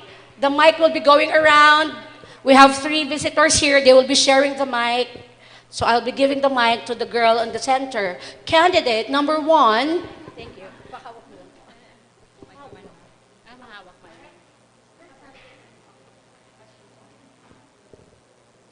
Thank you po. My name is Sister Susan Peñaflor. I am a daughter of St. Paul or Paulines here in Naga City. And magkagabayan po kami. We are province mate of our first speaker, Ma'am Milet Agbayani, as a human trafficking prosecutor. Thank you very much for your clear and extensive treatment of the first talk about human trafficking. Your Honor, may I present to you in brief a case which I knew very much. I had first-hand information. The case is incest in the family or domestic violence or sexual exploitation. An uncle has raped her niece repeatedly. When the teenage girl can no longer bear the abuses, she revealed this to her grandmother or the mother of her uncle. When it was found out by the uncle, he stowed away, tumakas, for fearing to be arrested from the barangay in Cabatuhan, Labo, Camarines Norte. He's now in hiding. The barangay captain told the grandmother and the policeman, excuse me for our policemen here, not to pursue the case since that time it was at the height of the pandemic. So, according to the police and the barangay captain, the grandmother must just forgive him since it was nga pandemic.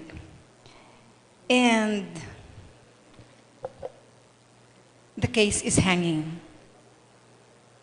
As I foresee this, the offender cannot hide till the end of his life. One day, he will still appear to the family. How do we deal now, Your Honor, with this injustice on the part of the teenager? She needs healing. Do we really just brush aside this crime? And how can the DSW help her since her grandmother has stopped pursuing the case and the offender can no longer be found? Okay, yun lang po. Good morning, sister. The question is addressed to me as a judge or as a prosecutor. All right, to deal with it as a prosecutor, assuming, I think that the question is about how to deal with the injustice in the sense that can we still prosecute that case despite one, the absence of the accused? I presume there is a case already filed in court, which means that the accused is at large and probably there is a warrant of arrest against him. Because there are 2 possibilities. Either the case is in court or it was not filed in court. So I presume there is a warrant and is in hiding. The second one is the victim is non-cooperative anymore because she already absconded or left. All right. Now, if a case is filed in court, this is on the legal perspective, insofar as a prosecutor and a judge is concerned, a case that is already filed in court cannot proceed to trial without jurisdiction over the person of the accused, meaning the court has to acquire a power or authority over the accused And the accused has to go to court and be present at least during the arraignment of the case for due process to attach to him. Now, since he is not in court, the case will just be archived pending his arrest, which means that the case cannot proceed and the case will just stay there. It will not prescribe, hindi po siya mapapaso even in the absence of the accused. If he is at large, as soon as he is arrested, the case will be revived. Now, the problem is if the victim is not there, because the burden on the prosecution is to prove the case beyond reasonable doubt, which means that the cooperation of the victim is required for the case to proceed and to have the accused convicted. Hindi po mapapakulong ang accused kung walang direktang ebidensya mula sa victim.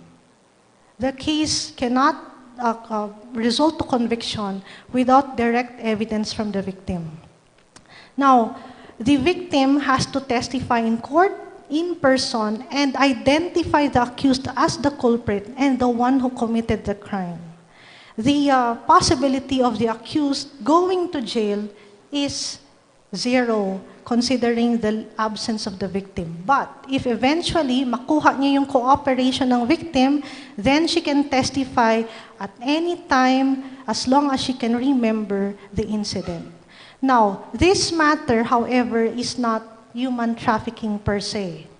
The case may fall under another law, which is Revised Penal Code, for rape and or for child abuse, if it is Section 5B for sexual abuse. So most likely, ang pinoprosecute po dyan, although there is sexual exploitation, is only rape or child abuse. Why? It is not human trafficking because there is no, naalala niyo yung recitation? Acts, means. The purpose is sexual exploitation, but we cannot establish the acts and the means. The act should fall under yung po, recruitment, etc., etc. Yung specific case kasi nyo po, may specific law for that. There is no human trafficking elements there, but it is more of carnal knowledge committed upon a child, statutory rape po kung less than 12 years old, or rape because a father who commits carnal knowledge or sexually exploits the child by usually po may sexual intercourse, exerts moral ascendancy over the child, so that if the child does not give her consent, then there is the crime of rape still or child abuse, as the case may be. And carnal knowledge with a child or rape of a child is punished by a separate law for that, which is the rape law. I hope I answered your question, madam. If I'm vying for the Miss Universe, kahit third place, happy na po ako. Wala na to.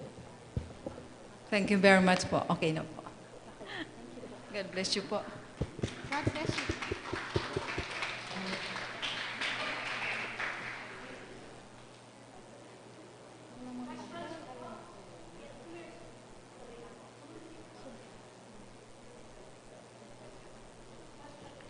Good morning. Franz Arcayer of Maximilian Ministry.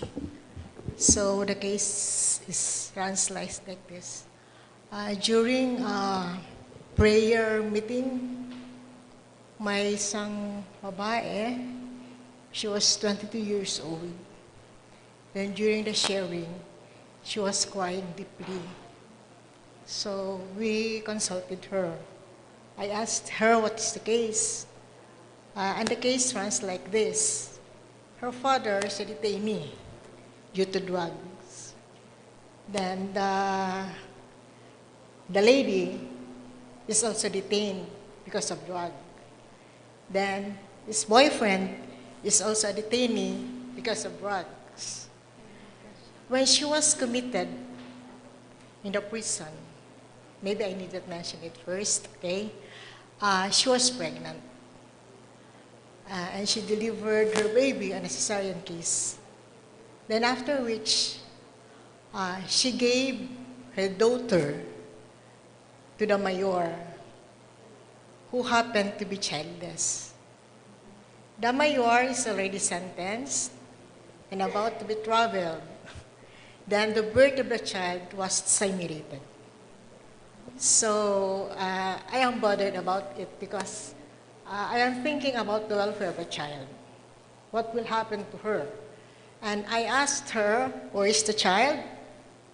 Because the mother who simulated the birth is also detained. Then she told me that the child is being taken care of the common law husband or live-in partner of the mother. So it bothers me so much on how are we going to tackle the case, because every Saturday and Sunday we serve the detention at the facility.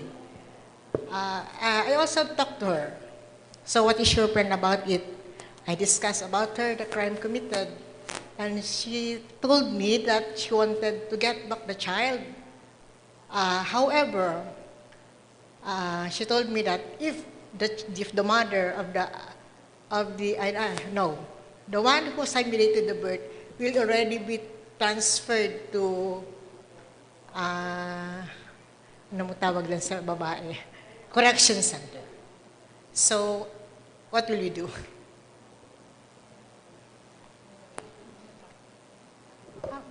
Madam, is this addressed to candidate number 1, 2, or 3? Sa iyo po. Sa Miss Universe kasi po, isang tanong lang tapos na. Dapat sila naman. Anyway, alright. Supposedly, in the abduction for trafficking purposes, there has to be either child laundering, the stealing or taking for sale of a child, etc., for adoption purposes. And there has to be a proof that the adoption was facilitated with fraud, deception, or preparation of falsified documents, etc. I can see that that could be just simulation of birth. Now, the intention of the mother is to give her child while she is in jail in order for the child to be taken care of. In simulation of birth under the revised penal code, the defense of the mother is for the best interest of the child. If it was done for the best interest of the child, she cannot be charged with simulation. However, she wants to get back the child. Follow-up question, was there an adoption proceedings undertaken for the okay, none. So there is no adoption. So she can still take custody of the child. What she has to do is, 1, she can talk to the person to whom she handed over the child. If it can be done without resorting to court proceedings, better po. If not, that's the time that she can pray for the custody of the child in court. And it's easy to prove that because she is the mother. Was there a birth certificate issued in her favor? Okay, if there is, then there's no problem. If not, she can have a DNA test to prove filiation with the child. All right. Thank you po.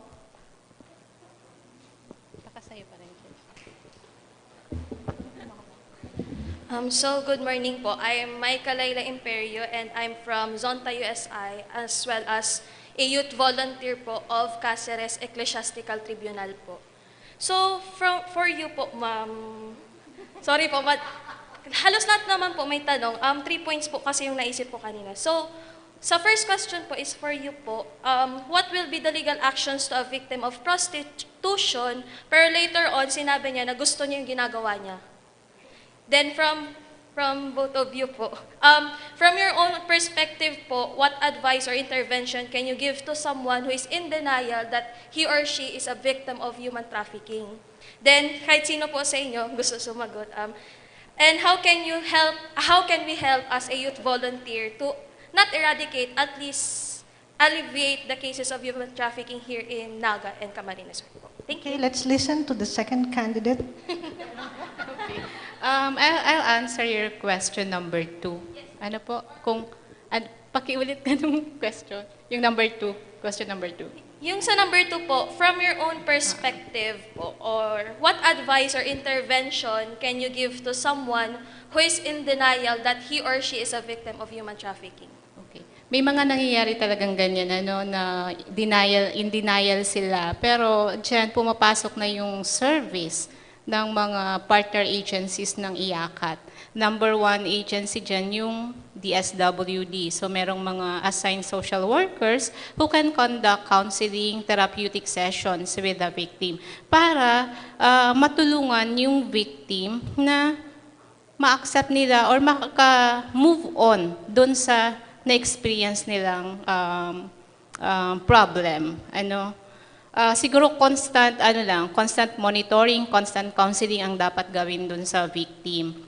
Now, dun naman sa question number 3 na bilang youth, what can you do para if not eradicate or ma-minimize yung human trafficking? Kayo po baga, di ba, mga youth, techie, di ba? So use that technology to raise awareness among your group. Gamitin ang social media, Facebook, Messenger, TikTok, gumawa kayo ng mga TikTok videos regarding human trafficking. Kasi, di ba, mga teenagers, every time na lang na nakikita namin, cellphone ang gamit, cellphone ang bit-bit. So yun, usually Facebook nandun. Pag ginamit niyo yung technology natin, yun din, malaking tulong na yun. And sa school, if may mga na-observe kayong kapwa estudyante nyo na parang nag-undergo ng something na may problem, try to reach out. Tanungin ninyo, may problem ba? Kasi there are cases na may mga nare-refer sa office namin ng mga teachers, na mga classmates, na mga cases of rape cases, mga sexual abuse cases, na yung victim, most of the time, nag-open up sila sa mga kaklase nila or sa mga friends nila. And then, sa teachers. So, maging tayo, tingnan natin yung paligid natin. Baka yung mga taong nakarakaibanan baka victim na din sinda. So, yun lang po. Ayan, so in addition to that, kasi I was also an active student leader way back in college. So I graduated in 2019. So isa din akong active student leader sa school, sa Naga College Foundation during that time. So we are conducting several activities, awareness, and we seek for advices from the legal counsel to share also awareness dun sa mga students. So, another thing ngayon na nasa Interagency Council Against Trafficking in person na din ako. So, together with the Victim Witness Coordinator, may constant monitoring kami dun sa victim. We encourage them na mag-open up kasi kapag sinarili mo kasi, sabi mo kanina, di ba, paano matutulungan yung in denial. Kasi ako that time, in denial din ako.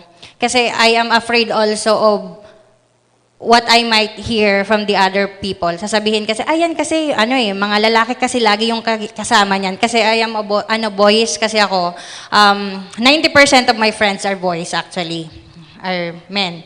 Pero, I know naman how to deal with them. So, kaya lang, 'di ba, tayong dito sa Pilipinas, yung mga stereotyping, na kapag lalaki yung mga kasama mo lagi, pakawala ka na. So, dati ayoko din tanggapin. Kaya lang, sabi ko, kung sasarilinin ko lang 'to, paano kung mayroong sumunod pa sa akin na maging biktima din ng trafficking, maging biktima ng sexual exploitation, maging biktima ng illegal recruitment. So, yun, ang ginawa ko, nung inopen sa akin tong position na to sa Interagency Council, hindi ako nagdalawang isip, even though I am teaching at that time. So, grinab ko tong opportunity na to para mas lalo akong ma-educate and para lalo din akong makatulong sa mga estudyante. I also integrated this awareness sa curriculum na itinuturo ko sa college kasi I am also teaching education students and criminology students. So that's why in-integrate ko din from time to time kapag naaalala ko yung mga experiences ko and then pag i-relate siya dun sa lesson, I always make sure na binibigyan ko sila ng advices para maiwasan yung mga ganitong activities. And we are very lucky dito sa Region 5 kasi meron tayong Victim Witness Coordinator. Hindi lahat kasi ng regions mayroong Victim Witness Coordinator. So, dito sa Naga City, meron tayo ma'am natulungan na victims. They are 2 minor na babae na biktima ng human trafficking. Natulungan natin sila magkaroon ng educational assistance and livelihood project doon sa parents nila. So, yung 2 bata ngayon, nakabalik sila sa pag-aaral because they are out of school youth nung naging biktima sila ng trafficking. So, ngayon, nag-aaral sila at the same time, yung parents nila mayroong tindahan. So, ang ginagawa namin doon is kahit binigyan na namin sila ng educational assistance and livelihood project, from time to time, yung taga-DSWD, minomonitor sila kung mayroon bang improvement dun sa livelihood nila, dun sa pamumuhay nila, para hindi na sila bumalik na ganun. Kasi, usually, kapag hindi kasi nagkaroon ng intervention yung mga victims ng trafficking, may possibility that when they grow up, maging sila na din yung perpetrator. Kasi merong nangyari somewhere in Cebu, nung natulungan nung mga staff din doon, they found out na nung bata, yung perpetrator is biktima din siya ng pang-aabuso. So, ganun. Yan po. Alright. Yung lack of acceptance, it's because of the way that the community treats the victim. Pagdating ng victim, nare-victimize siya. Kasi yung mga tao sa paligid niya, they say things that pertain to her as if she was the one who did it. It goes to the guilt na hindi naman niya kasalanan yun eh. It's not her fault to be a victim of trafficking. In fact, in the law, victims of trafficking cannot be prosecuted for other offenses or related offenses, especially when they did so, those acts that they did, because of the circumstances they were in. Now, to answer your how the prosecution can proceed with a case where the prostitute is non-cooperative. All right. Usually, the prostitute are non-cooperative kasi nare-victimize sila. I am a prostitute. I do not want people to know what happened or what I went through. I don't want to be embarrassed. No? I don't want to repeat it all over again. I just want to move on. Anyway, it's not going to help me. So we have to capacity build the people who are handlers of the victims. Sino to? The first ones to whom the victims report to. Probably teachers, social workers, law enforcement agencies, probably the prosecutors, the public attorneys. Ito yung mga tao na unang nag-handle ng victims. When the victim goes to them, they should at least know how to treat the victims. One, it's not just about acceptance. It's letting the victim know what will happen if you report. What can you do to help the community if you report? This is not your fault. It is the fault of the trafficker, of the persons who caused the trafficking. How will this help the community in general and how will it help you? What's in it for you? Kailangan maintindihan ng victim yon. Kasi kung wala, they won't bother. My previous clients, when I was a prosecutor, they left immediately. Pumunta na silang Mindanao, pumunta ng Visayas. After the case was filed, I cannot find them because they have nothing to do with the case anymore, sabi nila. Now, they should know their rights as a victim. They should know what they are entitled to. They should know that the government will support them and the community will support them. They should know that we are not only after traffickers, but intermediaries as well. Those people who help commit the crime, those people who did things that helped the commission of the crime. Some victims experience the Stockholm Syndrome. Yung Stockholm Syndrome, yun yung the victim will say, wag niyo na pong ikulong yung trafficker ko, yung bugaw ko, kasi sa kanya naman ako kumikita, natulungan naman niya ako eh. Marami akong na-benefit sa kanya. That's how they think. Because that's how they were conditioned to think. Minsan yung victim mas attached pa dun sa accused o dun sa trafficker, dun sa nang abuse sa kanya. It happens in rape cases. Yes. And by the way, one of the number 1 cases that proliferate here in the Region 5 is rape. particularly incestuous rape. Probably a majority of rape cases are incest or someone related to the victim, either by relationship or a step-parent or kumpare ng magulang, ng bata. Second lang po yung drugs. And we ask ourselves why. As a student, this is what you can do. Because the DepEd is actually mandated to involve the trafficking as an advocacy, no? You study what is trafficking. And then that's the only time, when you know what the law is, that's the only time you can share. How do you share? Probably in your organization, you have programs that you undertake, projects. You can have parang awareness, raising awareness programs, information dissemination. You invite my fellow candidates here, some of the CSOs, si Father Vibar.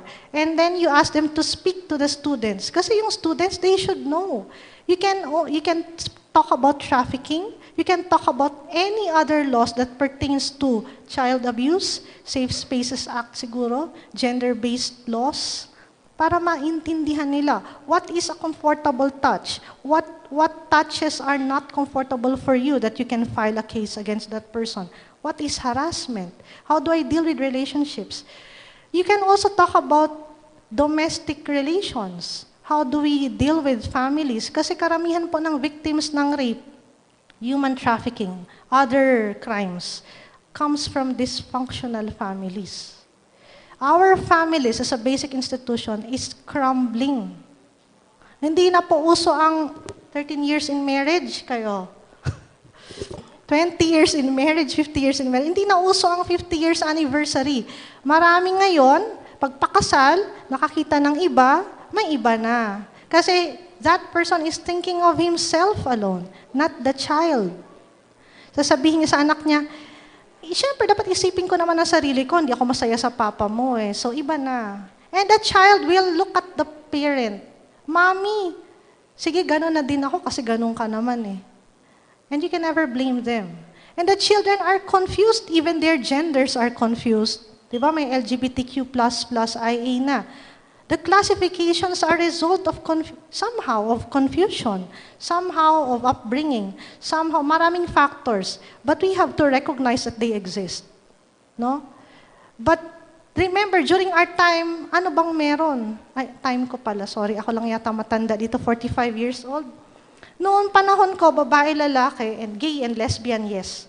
May ngayon, marami ng subcategories.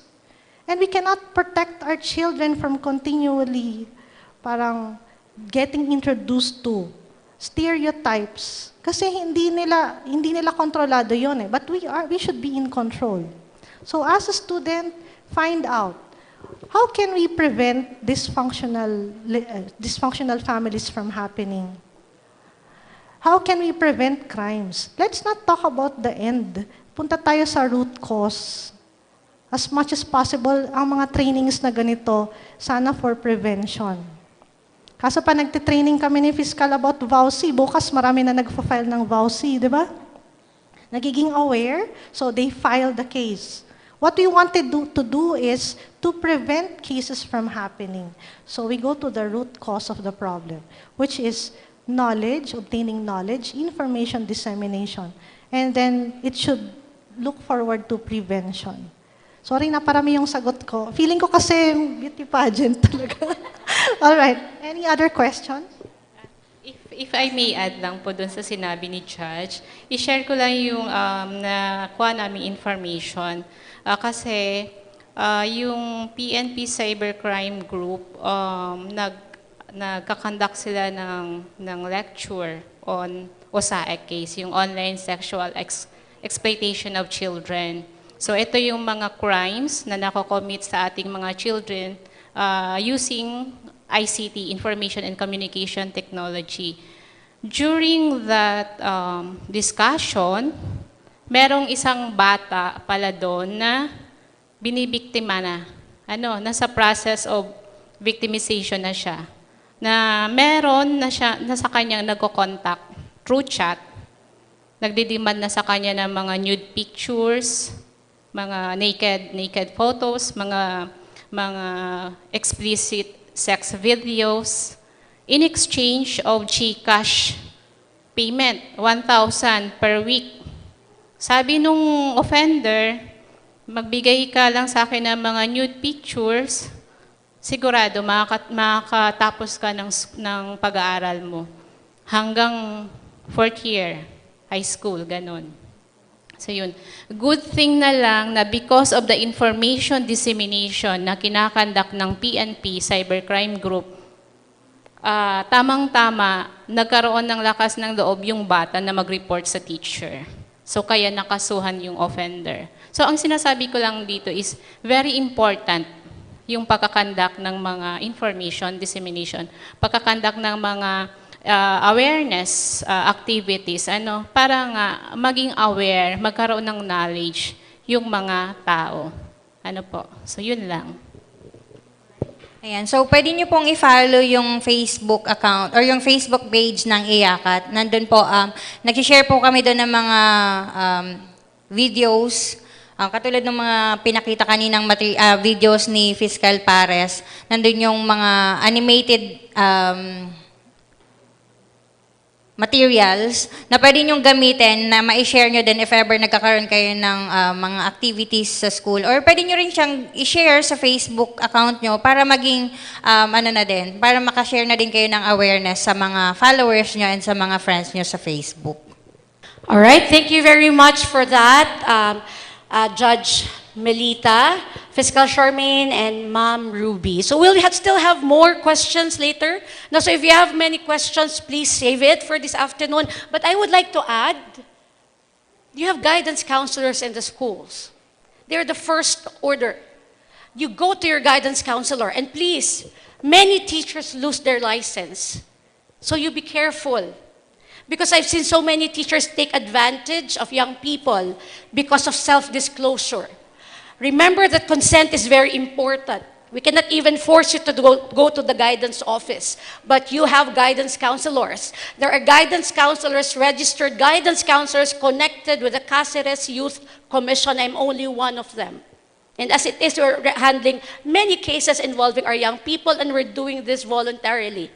We are organizing a network of guidance counselors with licenses to handle concerns of young people. So please just let us know. We will be pausing for a break, but of course I would like to inform everyone that we are live via the Archdiocese of Caceres page. So we would like to acknowledge, of course, the team from the Caceres Commission on Communications, Father Louis Occhano, we have Kuya Dadoy, and Sir Tope, tama ba? For them, we also have with us commissions. Of course, the youth director is not here. We have Father Manny Sagada from the Migrants. And of course, we have the handsome, sabi ni Father, the handsome Father Jason from the prison ministry. If you have any questions, we will be resuming at 1 o'clock. So we will try to answer them, but they will not be here anymore after lunch. Will you be here the whole time? Maybe Ma'am Ruby can. We will also be distributing, hopefully, the brochures. Papa-distribute na lang po namin sa mga usherette so everybody gets a copy. The brochure of IACAT. Tama, ma'am? Ano pa po, ma'am, nandun? Bicol dialect para Bicol dialect. mas maintindihan ng mga ng mga Bicolano. Yan. So yung mga information materials namin, tinatry talaga namin na i-translate in Bicol para lalo na dun sa mga hindi masyado nakakaintindi ng English, maintindihan din nila. And yan, kapag nagtotalk kami sa mga, kasi nagkakanda kami ng mga barangay iyakat, so ang talaga namin is yung mga parents and mga bow desk officer. Alright, sige po. Additional ang trauma po nagsiset in 20 years after. Kaya nga ang VAUSI, 20 years pwedeng mag-complain. So even if it happened when you were 9, it will appear anytime within 20 years. Additional as a mental health professional. Sige po, in closing po. Thank you po, Judge. I just want to take advantage of the live streaming. Our organization, the Naga City Justice Zone, which is of which I am the Secretariat, and Attorney MJ Moran here is part of the Secretariat. We are advocating capacity building seminars for occasions like this in order for the efficient administration of justice of the Naga City Justice Sector. And we have several agencies collaborating, one of which is the reason why Father Vibar invited me. We have had meetings at the Naga City Justice Zone. You can check it out via the Facebook page, the Naga City Justice Zone Facebook account. If you like it, you can see the updates there. Thank you very much. Thank you very much po, Judge. Empowerment is the key, and so we pause for a break to have lunch. Over lunch, after po lunch, maybe you can go around and visit the Paulines. We have Mindspace, we have M-Vision, of course we have Yoli, and the desk, and ULRA, they're giving away free rosaries, and of course, the desk from the Interagency Council Against Trafficking. Thank you very much and see you again at 1 o'clock. Salamat po sa lahat ng nanonood via Facebook page. Bayad po ang Assurette. Maraming salamat po. Thank you.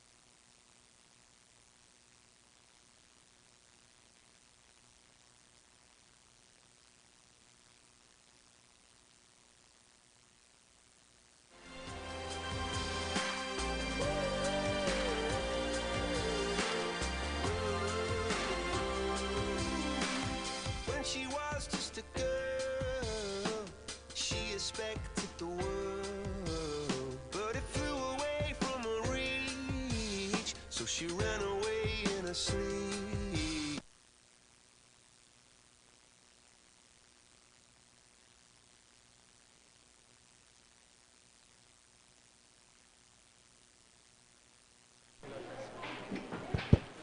Diyos maray na hapon po, Uto po sa Gabo. So, for this break, we'll be having our lunch. Wait na lang po tayo sa seats. Our usherates will deposit pati. We'll bring you your lunch.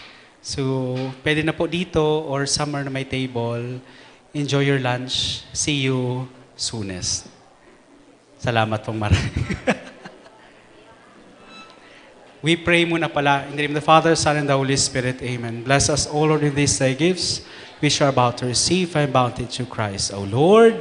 Amen. Viva la Virgen! Viva! Sige po. Enjoy your lunch.